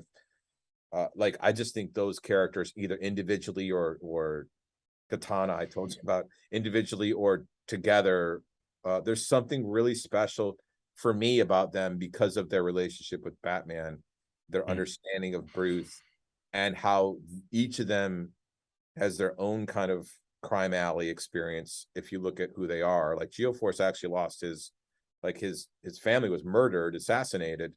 Metamorpho lost his humanity, each one of them actually has a really compelling emotional backstory that I think could be explored more. And I love that Black Lightning was like an Olympian who then came back and was a teacher. Like he could have been like, he could have sold out, but he came back to his neighborhood and was a teacher. There's something really interesting about a school teacher being a superhero. So I think each one of them, and he's a family man, but each one of them, Halo, Katana's sword is so insane. I used her in Justice League of America too, because I like that character so much. But but the Outsiders would be like, that would be one group I'd really like to do something with, maybe someday. I love the Legion of Superheroes, and Same. I love working with them, with Gary Frank on the Superman story. We were gonna go do a Superman and Legion book after that, but they were doing something else with the Legion, so we went and did Secret Origin instead. But we're going to launch a Superman and Legion of Superheroes book then. We're also toying with the idea of a Lois Lane book, because we love Lois Lane after Secret Origin. We're like, we could do a Lois Lane miniseries. It'd be so fun, because she's so tenacious. Like, she gets in so much trouble, and so fun to be with. She was a blast to write. But those are some of the characters. But honestly, I could probably keep sitting here and go, oh, wait, what I'd like to go back to this character. I'd like to do this, or I'd like to do that. I mean, I've always liked the Hulk a lot. He's always been my favorite Marvel character. There's so many characters out there that are fun. Honestly, and it's all like, people ask me who my favorite character is to write. I'm like, it's whoever I'm writing, and I don't mean that as like facetiously or as a joke. It's just, you kind of just have fun. I love writing, and I just kind of have fun with whoever I'm working with. So this I'm gonna try to nail this word. Hopefully I get it right, because this is a word that Richard Donner used to Superman use. word, verisimilitude. Yes. Verisimilitude. Yes. Mm. And it essentially means the truth, the essential authenticity. Yeah. Yes. Appears to be true. I think I was trying to boil down what I think your best trait is, when you write these characters. And I think it's that. I was thinking about it while I was reading Blackest Night. I was thinking about it while I was reading Forever Evil. That, and even right now while you were talking and you brought up Bruce and his core trauma, and everyone kind of connecting to him through that and saying, oh my God, I can't believe this guy's life. and what he's had to deal with. And Yeah. and I can see it in all these different characters that you've written. Is that when you approach character, when you approach story, is that your guiding light? Is that what you're looking to accomplish, is to bring that to this character or the story? Yeah, in a way. You know, Dick had that over his sign in his office right over here. He had this Kurt Swan Superman. It was wood sign, and he had the word on there, and it was over his door. And I remember I asked him, "What is that?" And he told me he hung those up all over the Superman production office, and he told everybody, "We're living in a real world," because the first script was so campy. He said, "Everything's real. Everything feels real. People react real. They're emotional. Superman, the only thing that's not real is Superman." So he wanted to make the movie feel as emotionally grounded as possible in reality. That always stuck with me, but it's the emotional truth of it, right? It's the emotional. I always try and you know, you're like kind of a baseball player. You never bat 1,000, right? Even Babe Ruth struck out, but I'm always trying to hit that ball the right way so it's emotionally resonating with people that read it, because you want, like Aquaman, for example, when I wrote that New 52 run, I was like, it's such a compelling character because he's of two cultures. Oh, look, that Aquaman just popped right up. I don't know how you guys keep doing that. That's Tyler in the background. Tyler, you're amazing. But I was working on Aquaman, and the thing I loved about him is that on land, he was kind of this is way before the movie, right? On land, he was kind of a joke, right? People just saw, oh, it's Aquaman. What can he do on land? And they didn't really treat him well in that first issue. But in the water, he was like a king. And yet he didn't feel like he was, because he was of two cultures, he didn't feel like he belonged to any. And ultimately, my story that I wanted to tell was, over the course of the 2 years I was on the book, is that he learned that actually he was the bridge between both. That was his responsibility, and he was the only one that can do it. And so he was of both worlds, and he grew to accept that. That was the story I wanted to tell.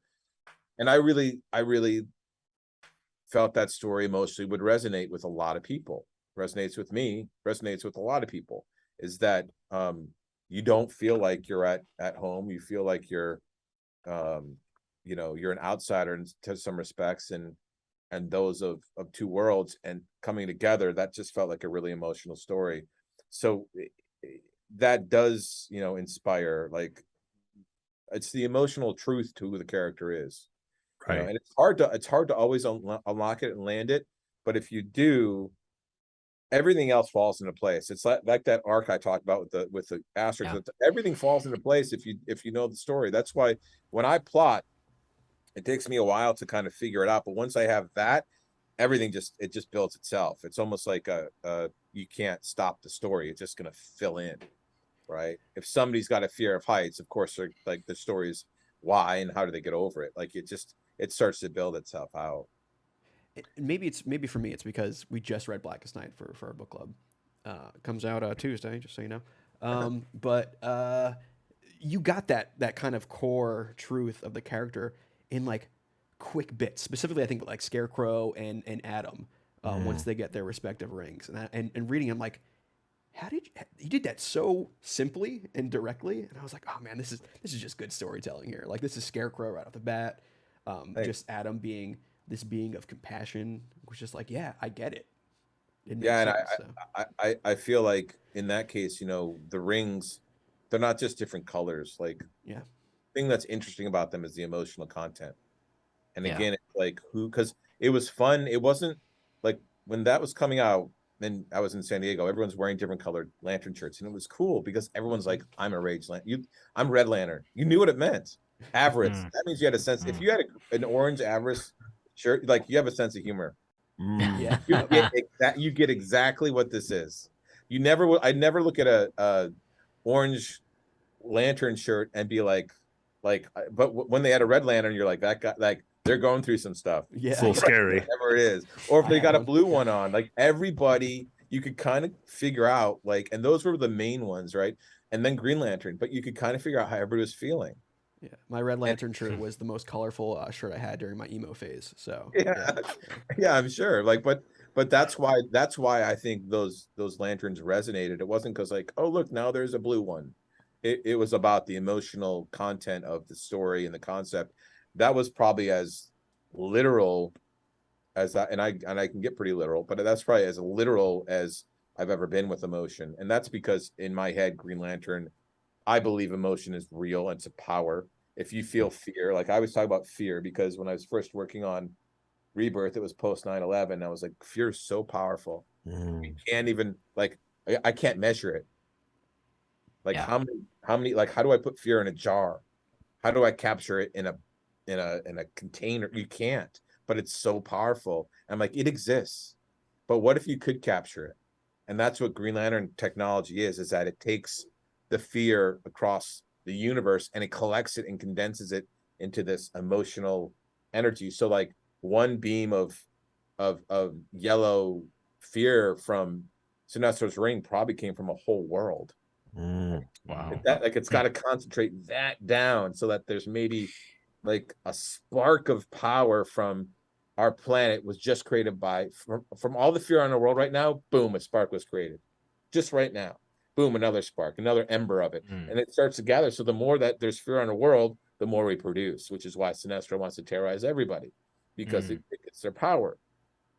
So to me, that's why that's how it, and I believe that's actually true. I actually believe that emotion is power. We are giving off emotion. We can feel it. The more we give off rage, the more it's going to affect things around us. The more we give off hope, it does. That's true. You go into a room, you'll feel it, right? If someone's angry, you're like, are you feeling fear? Are you feeling anger back? Like, there's people who get mad and then you meet them with that same energy. Like it's real, but you just can't see it. You can't measure it. Can't harness it, but Green Lanterns can. And I think that's interesting. If you had to say for yourself which color on the spectrum you would most align with, which one would it be? Green. Figured. Yeah. Interesting. Just because like green is like you got to keep moving ahead. You got to just I just have a lot of, I think, drive and getting through stuff like my sister or whatever, but like green and again, I'm a Superman. You're like, are you Batman or Superman? I'm like, I like Batman, but I'm a Superman person. Like, so I just green just feels like the right one.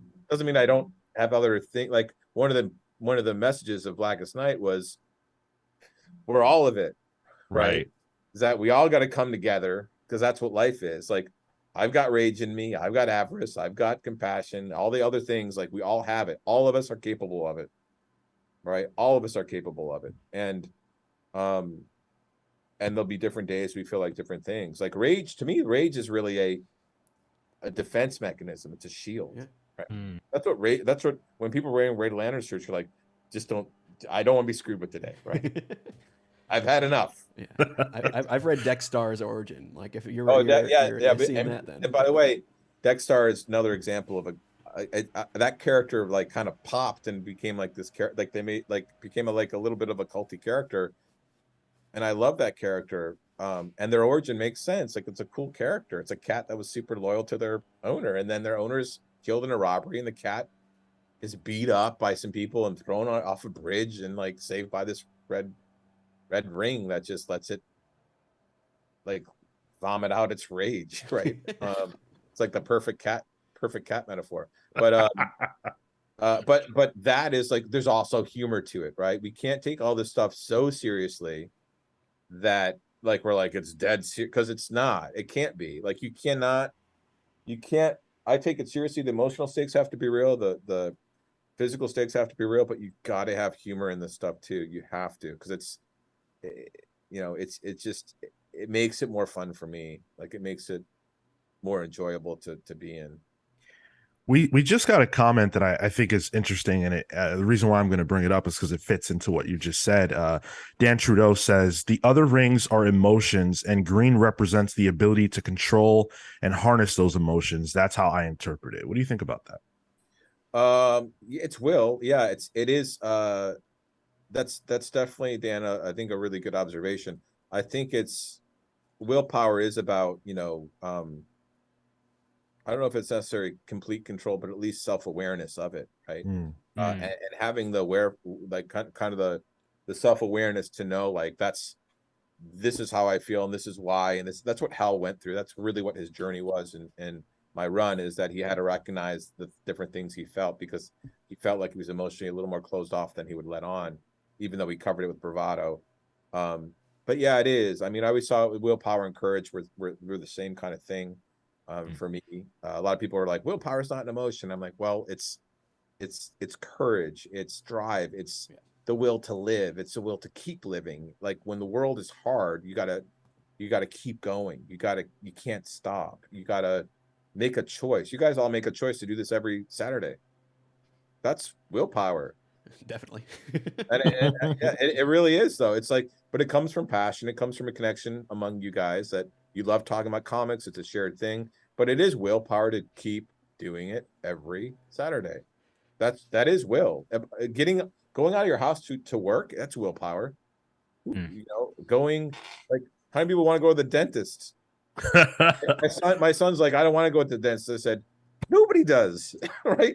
But you got to, right? And so it takes willpower just to do simple things like that. It takes willpower sometimes for me to go in a room with a lot of people I don't know, right? You're like, oh, I'm going to go in anyway, overcome my fears. I'm going in, right? Sometimes I don't feel so social. I'm sure a lot of you guys can relate to that. Sure. Like, sometimes going to a room with people is it's hard to do, but you do it. But anyway, willpower can be interpreted in a lot of different ways, but I think it is just the strength to keep going, which is keep living, keep moving on, which is why I think it's at the center of the emotional spectrum. And I think it's people don't give themselves enough credit for it. We all have it, but it is like everything you're doing does take willpower. It takes, like, I always say that it started when the first sentient life form decided to move.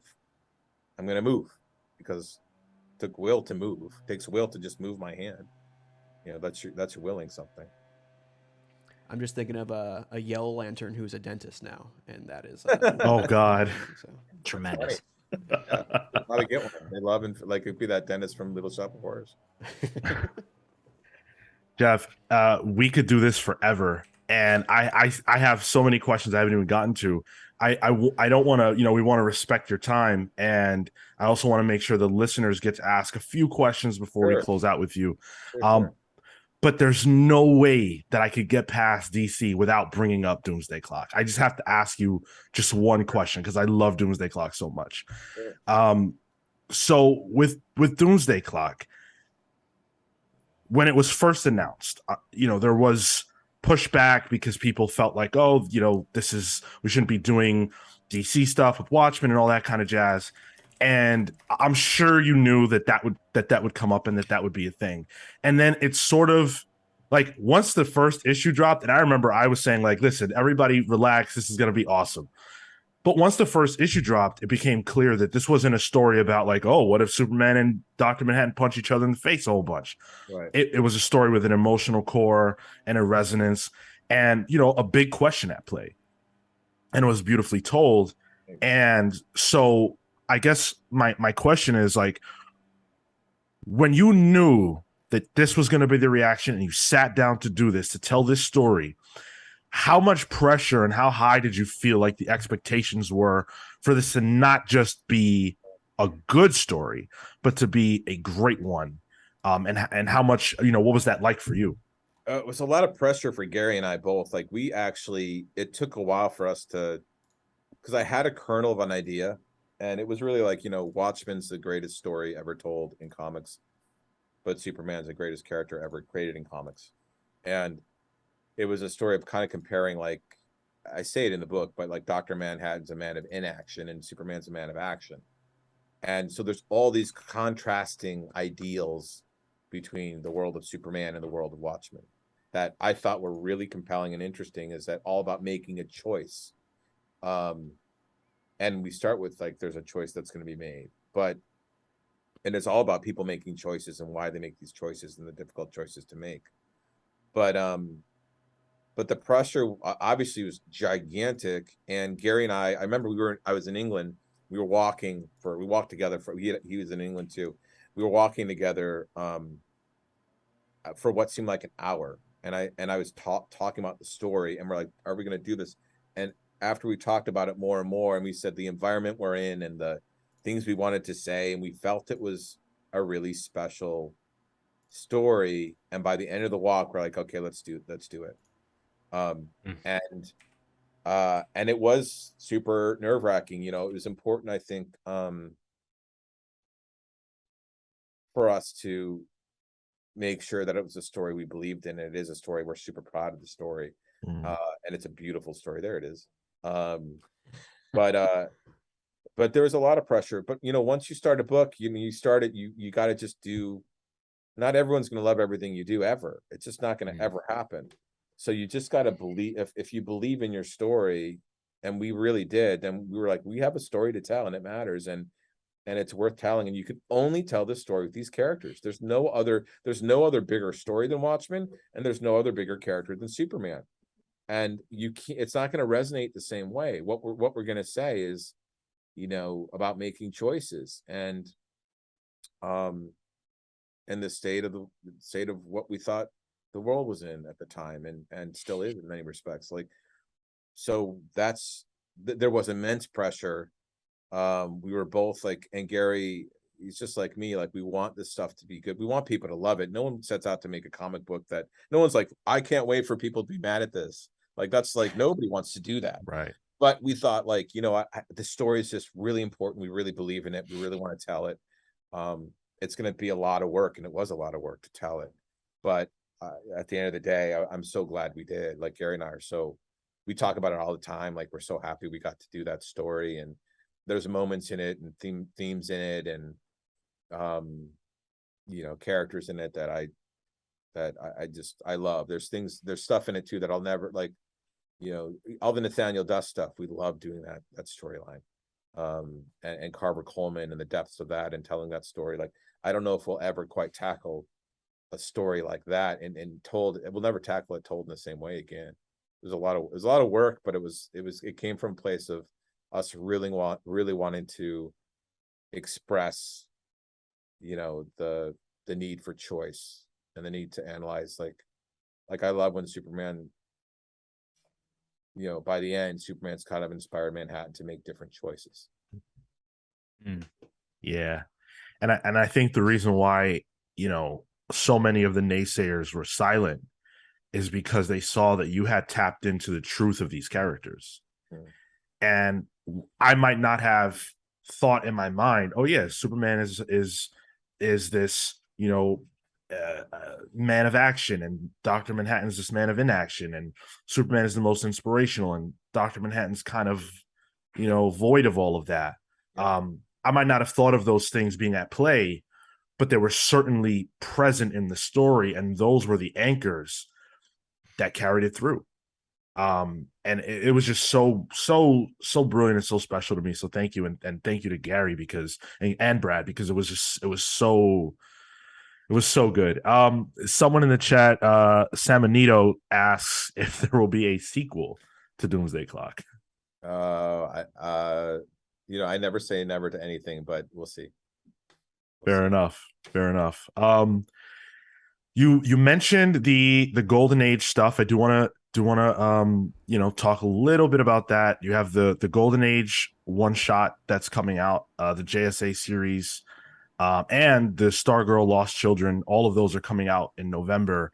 And this is like, you know, you talked about like your kind of your area of DC and your characters that you love, and you're getting to play with all of them again, or, you know, a significant amount of them. What's it been like to sort of get back with them? And, you know, do you have a lot left that you want to say with the characters that you love so much?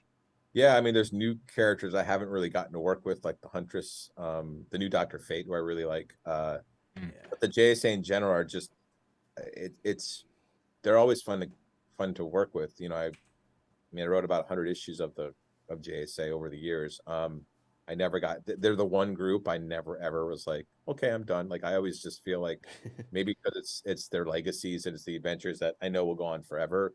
But I just think there's so many amazing characters in there to explore, and so many stories left for these characters to tell. Like, I find, and again, strangely, they've been around since the 40s, but a lot of them still haven't been completely cracked open, and that's exciting to me. Also a chance to work with Yolanda Montez, Wildcat, who I really love. I worked with her on the Stargirl show, and the character, very different version of that character, but I always loved her. I grew up reading her in Crisis when she first appeared. I always thought she was cool, but then they killed her off before I started in comics. Then I almost brought her back in the JSA run with Dale Eaglesham, and then we didn't. And I always wanted to work with that character, so I'm excited about that. The Huntress, I'm really excited about her story. But the JSA, it's about, you know, legacy, and it's about generations, and it's about history, and it's not just the JSA. Like the stuff, the Time Masters which we started to play around with, who I find fascinating. There's some really great scenes with them in Flashpoint Beyond 6, but the Time Masters will play a role, and in Stargirl: The Lost Children, there's that'll tie into that too in a big way. It's kind of a golden age teenage superhero event drawn by the only person that could do it, Todd Knock, and so it's just again fun. I wanted to tell stories that there's so many books out there, but I felt like there weren't books for these characters, and they're just, you know, it's fun to tell these stories, and it's also fun when the JSA is the only place you can kind of get the JSA, and that makes these adventures kind of matter more to me, you know, that you can see their stories progress. But I love working on these characters. I could work on them forever. That's awesome. So go ahead, Kill. What's it like coming back to Stargirl in the comics? Do you feel like you've left Stargirl, given that you were or are doing stuff on the show? Well, yeah, I've been show running the show for the last 3 years, and living in Atlanta half the year. So with everybody working like on set every day. So it felt like it was like, whoop, like it felt like it's weird because it was so long ago that I introduced the character and wrote the book. But it feels more refined for me because I've worked on the show for the last, 3 years. So the show's kind of solidified the character even more in my head. So she's very easy to write. She's always gung-ho. She's a little too overconfident. She's a little bit, but she's so willing. I love that about her. She's so willing to help people. She's so willing to try and do the right thing. Part of that is, I think deep down she has an insecurity about her own self-worth because of her dad. But that's kind of like the universal, eternal pain of that character, is that she's not accepted by her father. But I find the character, and she finds father figures in the JSA and, and friends. But I find the character so refreshing to write. She's always fun to write. Even when she's in a bad place, she's still fun to write. So it's fun to come back and work with Todd Knock. I've known him since I first got into the comics. He was drawing Young Justice, and I was doing he was. Right, and he was. And I loved what he was doing, and so it's a joy to work with him on this. And we're deep into. I mean, we're on issue 5 right now, Stargirl. So we've been working on it for a while, and the artwork. Hopefully, they'll release some pages soon. The artwork is so stunning, and so beautiful and detailed. I think people are going to be really surprised by it. That's exciting. Jeff, I have a question for you. With the whole new Golden Age coming out, any news on your Killing Zone imprint? No, not right now. I just don't have the time to. There's an artist that I wanted to use for that. Sure. Who we wanted to do it together. And honestly, if I can't get that art, it's a really special story that ties into what that artist is known for. And if we can't find the time to do it, because they're busy doing creator-owned books right now, and I'm busy with a lot of stuff, I probably is not going to manifest anytime soon. Yeah, why do it if it's not right? If it's not exactly the way you want it, it's got to be with the right artist, and I don't know if that's going to line up anytime soon. So let's get a couple of listener questions in, because the people were so excited that you were coming on with us. So I'm just gonna read a couple, guys. So Ashrak Iman on Reddit said, do you like the freedom in creating your own universe with Geiger and its world of titles, or do you prefer working within the defined and historic universe of DC? Also, thanks for changing my life with your writing, even though I'm sure you hear that all the time. I really appreciate that comment. It actually really means a lot to me. Thank you for that. On the other question, I love both. I love playing in the DC universe, and I love creating new universes and new characters. They're both fun. They're like there's there's only pluses to both of them. It's just it doesn't, I think there's something really fun about working with characters that resonate with people, and you can tell stories through the characters that resonate with people and expand those. And there's something really fun about creating brand new things that you're connecting with an audience today with the characters for now, for this generation. Because as cool as it is to have, the DC universe, most of these characters were created a long time ago, and it is fun to create new characters for today. We're just meeting them for the first time, and you can have, there's something cool about the Geiger universe, because you can have every story that's there, and it's not going to be overwhelming. And there's a definitive, ultimately there will be a definitive end. Like, I think that one of the things that's tough on monthly books is that, bless you, is that for like, they will keep going forever. Like when I ended my Green Lantern run, it's like, well, it's going to keep going, right? They're going to keep like, you can make a definitive ending to your run, but the characters are going to continue to exist. So that's always like you just have to be aware of it. And just know like your run ends, and like Peter David's Amazing Hulk run, it eventually ends, but Hulk keeps continuing. And that is a challenge for when you're working on DC characters. There's never really a true ending. Yeah, absolutely. And I think that's what's so interesting about, like, you and there are certain writers that are so amazing at this, like Grant and Scott Snyder, where you guys, you're telling the bigger story, but there's also characters that you love that you go back to, and it feels like it's your arc with that character that persists, not regardless of what else happens, but like you'll incorporate what else is happening in the DC universe, but it's very much like I'm returning to say what I have more to say with this character. Yeah, it's interesting. I think Scott probably is like one of the few people that he did such a brilliant job with Batman. Like, that is hard to do, right? Like, you're doing a gigantic arc it's like a 10-year run or something with Batman at the center of that storyline, and that's super impressive because there are so many other Batman stories happening. Mm-hmm. He was able to make it kind of this gigantic through line through the DC universe that really defined Batman for this whole generation. Yeah. Really, really amazing. Next up, we have one from Link, who's on our Discord server. Which classic character do you think could use or deserves the kind of big rebirth return that you did with Flash and Green Lantern? And do you think that in today's landscape, where characters come back from the dead every week, this kind of return still has as much impact as it did back then? Specifically thinking about Krakoa Resurrections in the X-Men books.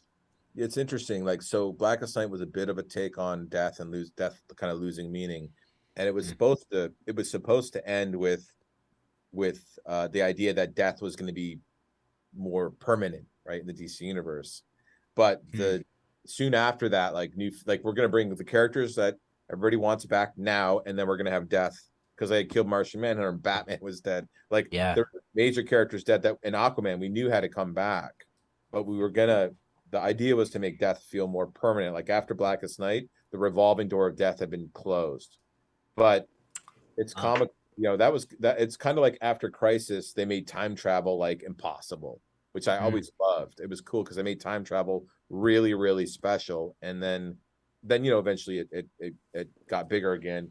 And I think it was because of the New 52 and everything. It did that kind of death, making death more permanent and rule, it never really came into fruition. And also it's comic books, so it's just the nature of the beast. Characters keep coming back. But who could come back and have a big rebirth like Flash or Green Lantern? I don't really know. But I was really lucky on Green Lantern because it had great runs like Denny O'Neil and Neil Adams and Dave Gibbons run. It had great runs, but it hadn't quite had that bigger run that that broke it open. Like Mark Waid on Flash, he did the Speed Force and changed the Flash forever. Frank Miller changed Daredevil forever, changed Batman forever. It's really hard. I think there's been so many like kind of definitive runs of characters now.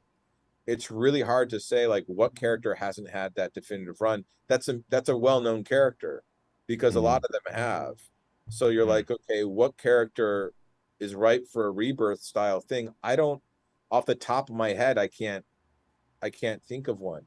Repositioning Martian Manhunter as a bigger character probably is something that you could do, because he hasn't been in the spotlight for quite a long time, and he's a fairly major character. But I don't know if I don't really know if there is, and I don't know how big that character. I don't know if he could get to the levels with the right creative team, probably, but I don't know. I don't quite know off the top of my head who is like ripe for that stuff. You can say Blue Devil. It's fine. Blue Devil, yeah, but there are so many great characters out there. There are teams like, again, I think like Legion, Outsiders, those ones deserve kind of big, gigantic, like, big, huge. I mean, there's a lot of teams that don't have books now. Doom Patrol doesn't have a book, which is baffling, right? Yeah, it is. There's a lot of characters out there. I'm playing with the Time Masters. They're super obscure, but that's why I love them so much. I find they're the most arrogant, like, because they know everything about the history and the future, and they're like, I think they look at everybody else as simpletons. Like, look, you guys just live your lives, but you know what's gonna happen. Like, we're so far ahead of you guys. Like, I just think that they've been a blast to write. I'm writing more of the Time Masters. They're actually really, really fun, obscure characters. I don't know if a rebirth is necessarily what's happening or what I'm doing with them. I'm just really using them. It's more of a birth, really. Yeah. Well, you're right though. Rebirth implies that like they were big at one point, and I don't know what characters. I know what DC characters were big at one point and then and aren't right now. I don't know. I'm not sure. I've been so my head's so much in Junkyard Joe and the Geiger-Verse and JSA that I just haven't really looked beyond that. Here's one from Dan Trudeau, another one from him. What brings you back to comics when you've had success in the TV film space, which has pulled so many creators away from the industry? And then he also adds, those of us in the greater Detroit area appreciate how you've represented the Motor City in your work. Cool, thanks. I love Detroit. I was just there.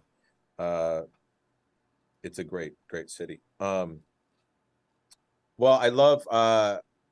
I love comic books. Like I mean, Geiger and Junkyard Joe, just working with Gary has always been something I do. Like I just always will, because we haven't stopped. But to jump into like Stargirl, it's a mini series, so it's not too much of a commitment. And Todd and I have been working on it for a while.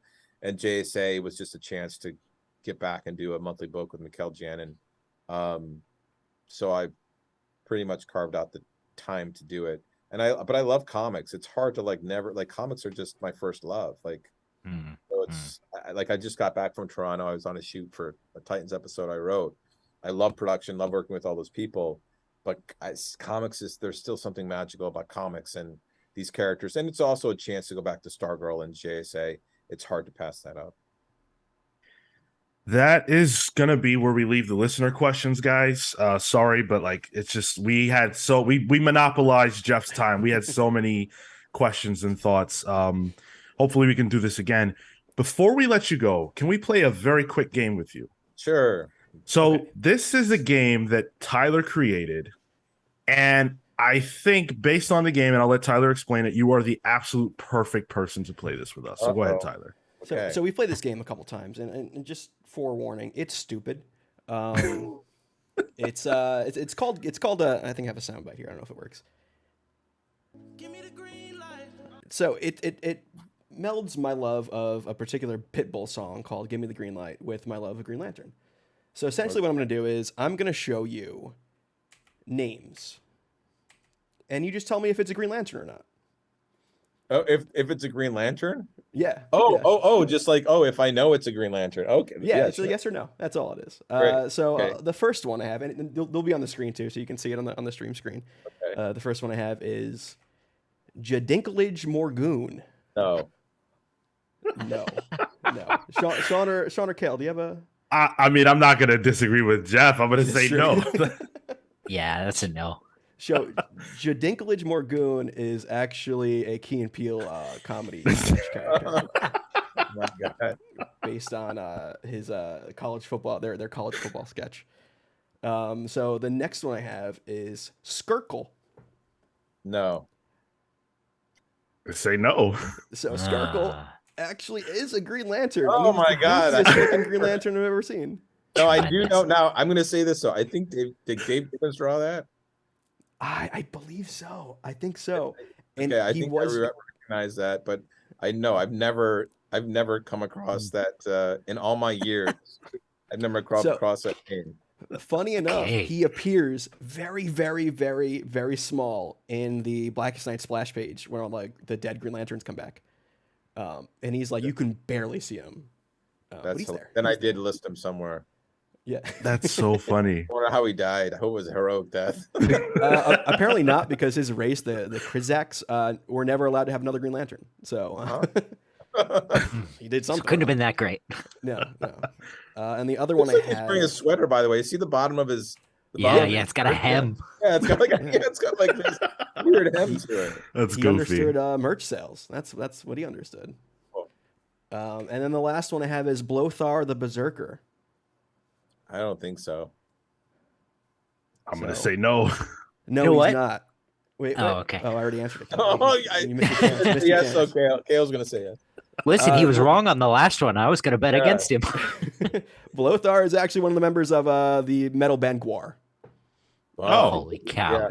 Yeah. This is the most safe for stream picture I could find of him. That's for sure. Oh my God, that is. Oh my God. Yeah. Yep. I don't want Yeah, to search that's- it. Maybe I'll get locked out on my computer if I do a search on it. I might be on a watch list now for preparing for the show. So, yeah. That's so funny. That is Well, super funny. so okay, that's still pretty good. Two out of three. Yeah, 2 out of 3. Yeah. Thank you so much for playing. We appreciate it. And honestly, thank you so much for being here. I don't know that you do too many interviews, so it really means a lot that you stopped by with us. Yeah, you guys asked, I was like, sure. And we've had a blast. It's been phenomenal. Is there anything that you would like to leave the listeners with? A message, and anything that you feel like you'd like to say as kind of like a parting message? Just thanks for reading the books and thanks for listening to the show and if you see somebody with a comic book, talk to them. Like that's how I met my best friend. But I give someone that a comic book. Like I think getting people to read more comics is key to this business surviving and continue on. And I we're creating one of the reasons to creating Geiger and Junkyard Joe is to find a comic book where you can give Junkyard Joe to somebody who doesn't need to know anything, right? And that's another reason Gary and I are doing new books, is because we want to bring in new readers, new fans, young and old, however they get into comic books, get them into comic books, because again, the shared passion for comics, I think it's really powerful, and I think it's important, and it's a great art form that should only be growing. Yeah, absolutely. And speaking of comics growing, this is just the one last question that I had. There are so many creators in our community, so many people that love and are passionate about comics that are making them. We have a something called a Discord server, and there people share their work with us, the work that they're trying to get put on Kickstarter and all these different cool things. You've been around for so long in this industry and have seen it change. Well, respectfully. Let me get my walker. But you've seen it change when it comes to new creators. What is the sort of message and the thing that you feel like they need to know about stepping into comics and trying to make it right now? Well, I mean, the greatest thing about now is that if you write and draw, you can put it up somewhere so people can see. Like that's just create. I can't tell you how many writers I meet that are like, I want to be a writer. I'm like, cool. I'll read something. Like, you want me to read one of your scripts? Well, I haven't finished it yet. I'm like, okay, when you get it done, I'll read it. And I never get them. Like, because a lot of people don't follow through and finish the script or draw or whatever. Just get your work out there. Finish the script. Even I tell the story all the time, but the first time I got my driver's license, I drove down the driveway and I hit the tree at the end of the driveway. And parents were pissed, whatever, put it in the car. The next time I drove down the driveway, I didn't. I learned not to. You're going to write a really bad script to draw a really bad drawing. That's okay. Do not be afraid. My first book got canceled because of low sales. I think the last issue of Stars and Stripes probably sold like 3,000 copies. So it's okay. Like when you mess up or fail or you don't quite hit the mark of or the bar of where you want to go, that's part of life. You just got to keep trying. And you'll write a bad script. You'll write 2 bad scripts. The 3rd script might be good, or you might rewrite something, but don't be afraid to write a bad script. Don't be afraid to draw something that doesn't look perfect. Like that's really key because it's never going to be. I don't know how many people, like even with a recipe, get it, nail it the first time. You know, usually it takes a while to get this stuff right. It takes a long time to learn how to craft stories. I remember when I was like, endings are hard. Like, how do you do these endings? And I was working on the ending of Sinestro Corps. I wanted Green Lantern 25. I'm like, I want it to be massive, the best thing I've ever written. And I'd go through all my other books and go, okay, that ending didn't work. That one didn't work. Why didn't it work? And I looked at what did I do wrong? And then I tried to apply it to Green Lantern 25. And I'm really, really proud of that book. That's one of my favorite endings that I've had the pleasure of working on. And I'm like, that ending, I love that ending. When Kyle and Hal are powerless with Sinestro, hand-to-hand fighting across Coast City, like proving that they've got what it takes without the rings, fighting together side by side. This was like after everyone was like, I like Hal, I like Kyle. I'm like, stop fighting. Like, what are you talking about? There's a ton of Green Lantern. Why are people mad at another Green Lantern? Like, let them all exist. Like, and it was really, but for me more, it was like just that moment of coming together. And that was cinematic, right? There's moments where they're smashing out a window, landing onto a building again. And it's cross-cutting with like, you know, the other lanterns fighting the Sinestro Corps on Earth. And it felt very, for me, it felt very satisfying. And anyway, but it took me a long time to get there. And I think people should be patient and kind to themselves when they're creating art. It's okay. Don't feel like you're bad because you wrote a bad script or you drew a bad picture. Just keep trying. If you really want to do it, you'll keep trying. That's the willpower. That's being a Green Lantern. Just keep going. So that's what I'd say to anyone that wants to be a writer, anyone that wants to be an artist, anyone that wants to get in business. Do not be afraid to do your first script or comic or whatever, and it's not perfect. You know, look at the canceled book I did. Stars and Stripes got canceled. Ultimately, I made it into a TV show. Like, that's pretty awesome. Wow. Like, you know, and that took willpower because I wanted to do something for my sister. I wanted to keep that character alive. I knew that the character had potential that could go beyond it. And so to be able to do that, like I did 3 seasons of that show. When we sold it to DC Universe, I'm like, streaming, probably 3 seasons, right? So I really had a 3-season story. If we get more, great. But if it's 3 seasons, I got to tell my story. And that's a trilogy of stories that I've got for Stargirl. With all the changes going on now, it's tough out there. But don't give up. Just don't give up. And don't be like it's too hard. Because the best thing about writing is that it's free. Drawing is free. You don't have to pay anybody to do it. Just do it.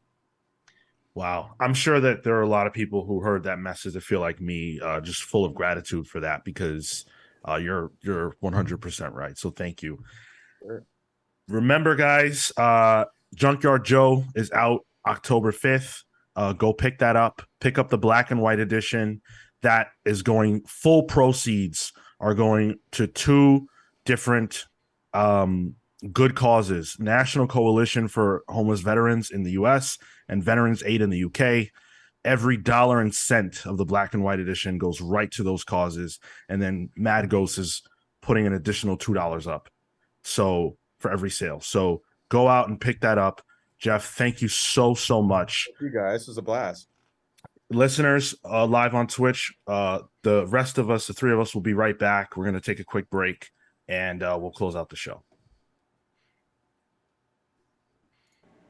Hello. Oh no, our things are broken. Okay. Oh, everything's broken. Hold on. Okay. Hold on. Oh yeah, that is broken. But they can hear us, right? Yeah, they can hear us. All right. Oh boy. That was unbelievable. I have chills. I mean, we are all like, that was wild. 2 hours with Geoff Johns. I never once in the 7 years we've been doing this podcast. I said this and I still mean it. I never once thought we would get this. Right? I didn't even think it was real. Like up until this morning when he got on the Zoom call, I'm like, oh, that was a legit thing. Okay. And I want to say again, huge thank you to Brian Cunningham, because this wouldn't have happened without you. And you know, just to give you guys a little bit of the inside, like, you know, Brian reached out to us. Like, you know, we didn't. Geoff Johns is that's the mountaintop. You know what I'm saying? And we've thrown around a lot of names to try to get on the show or interview at events, and a lot of times not because of that person, but because of the red tape. It's very difficult to get interviews with, you know, creators of that stature. But go ahead. Interviews alone, like Yeah. even at Comic-Cons, like we got to Snyder and Capullo last year, and we've been trying that even before this. And that was 5 minutes, and we busted our asses to get that, and we waited around for a long time to get that. And this one, you know, someone reached out to us, and I want to say, like, heartfelt thank you to the listeners for listening, for sharing, for liking, for subscribing, because you never know who's watching, and you never know how someone finds you. But all of that, the totality of all of that, is that we get to do cool shit like this. And that's why it's important to us to get the listener questions in there when we get an interview like that, because you guys are the reason that this stuff happens. And we're so grateful. That was something I'm never going to forget. Yep. I don't want to say it. It should be private, but like Kale just had a moment that, like, I'm sure you'll never forget. Yeah. And not to say that I'm going to take advantage of it, but I think we should chase it. Yeah, like it's unbelievable, and it's incredible. And everybody that watched live, that showed up to check this out, thank you so much for coming and watching. I also I like the subtle flex during the whole interview of him with a Superman the movie poster behind him that's obviously signed by like everyone. Right. Yeah, that was an awesome poster. Just incredible, and he was so giving. Like, you know, when we do these interviews on the show, a lot of the times the creator is a little bit more comfortable because they're in their house or whatever. We're all chilling, and we talk to them before the interview starts, and we kind of build a rapport. When you're at Comic-Con or something like that, you know, you get those answers that are like a sentence or too long, and you're like, oh shit, you have to carry it sometimes. Geoff was so excited to talk about comics that he said, hey, whatever you guys want to do, however long you want to go, and we can talk about whatever you want. And he was so open. 7 a.m. Yeah. I don't even want to think about comics at 7 a.m. I don't want to think at 7 a.m. That's when Sean goes to sleep. Yeah. Yeah. Just a remarkable conversation. And like, special. What Even did got my dad to come into the Twitch chat. My dad learned how to use Twitch for this, I think. Wow. Oh my God. Thank That's you. The next Thank you, interview Dad. we have to do. Yeah, listen, I would love to do that interview. Believe me. We're not gonna do any news or anything like that. All the like Deadpool 3, Hugh Jackman, all that jazz. We're not gonna do that. We'll save all that for next week. We'll do a proper show, you know, with the normal, you know, trappings. Not normal, because we were doing a special time. Yes, both thank you so episodes, much.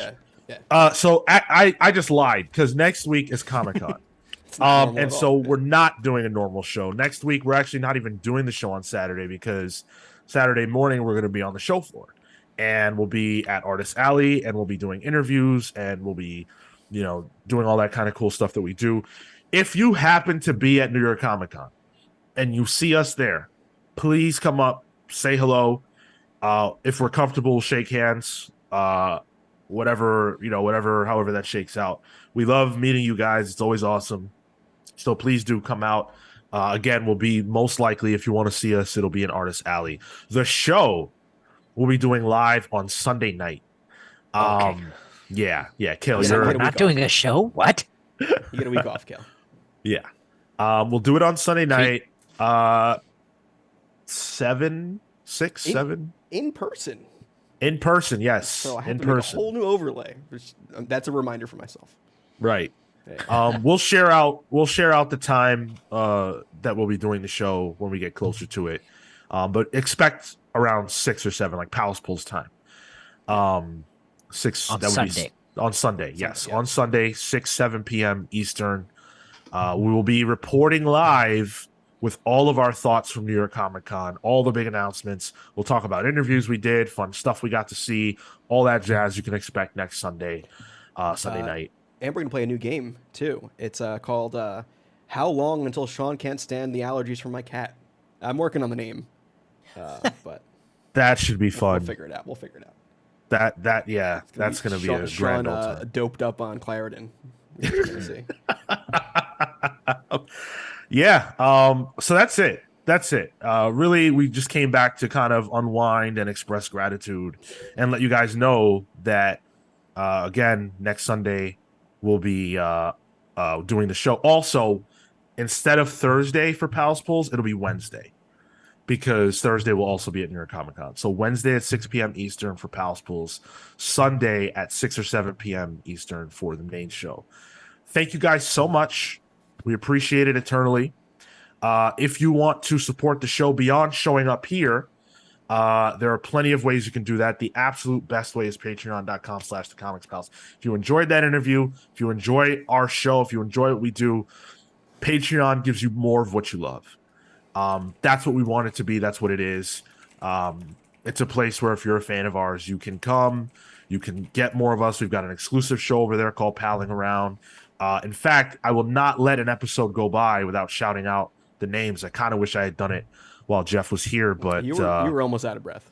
Yeah, and I really didn't want to. I just didn't want to belabor it. I want to get right into things. But $10 or more gets you a superhero or a supervillain nickname read on the air. So I want to say thank you to these beautiful people: Thunderstruck Rebecca Alejandro, the Night Stalker Harris Lajinsky, Brian Demolished Del Pozo, Random Rocio, Kefis the Incorruptible, The Great Destroyer Hyper Viper 89, Momentum Mike Elliott, Starcross Catherine Stars, and the Ultimate Fighter Snake of Talons. Thank you all so much for your continued support. We really appreciate that.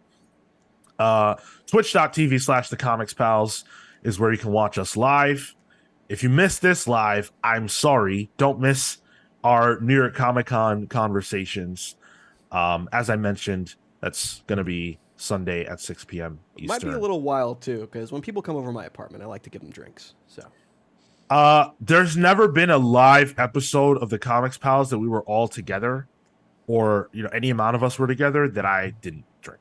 So yeah, it gets weird when we're all together. Yeah. Oh, I've heard. Yeah. Yeah. Please believe it. Let's get to the plugs real quick. Kale. Thank you so much for listening and enjoying this Red Letter Day along with us. Thank you so much again to Geoff Johns for coming onto the show. I cannot believe we've jumped the shark like this. It's wild that this is the end of the Comics Pals, but listen, it's been 7 years. It's been a great run. You can find me and my work, and Geoff Johns can find me and my work at kaleward.com. That's CALEWARD.com. You can find me on Twitter and Instagram at TotoInto. That's TOTOINTOW. Also, I'd just like to point out that Mad Ghost Productions just followed us on Instagram. Yeah. Fuck me. Yeah, that's pretty sick. You're too far for that, Cal. Sorry. Listen, That's stuff a keeps long going commute this for a way. I won't sneaky be. link. All right. Tyler. You can follow me at the Tyler Olson on Instagram and Twitter. What can you talk about? Tweet at me about the new Hasbro Marvel Legends that got announced yesterday. I'm big on the toy front, and it's nice to see Ooh. Geoff Johns also a fan. So What's the best one? there's a new Phoenix, Dark Phoenix. I said the best one. Yeah, Spiral. There's a Spiral. All right.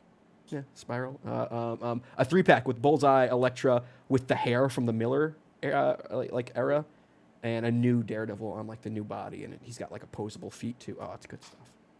Okay, well, there we go with the feet. God damn it. Always. As for me, wait, one go thing, ahead, Sean, sorry. before we bring it up, I like how Jeff brought up Wildcat and not us, because Yeah, I was on the right. cusp of bringing it up. Wildcat. But if anybody was gonna, True.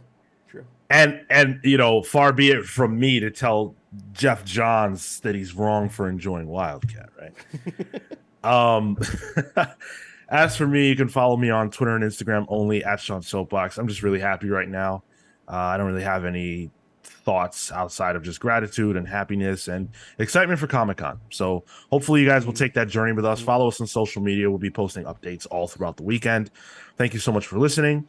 For Tyler and Kale and Marco, I'm Sean saying the Comics Pals are signing off. Take care, guys. see you next week.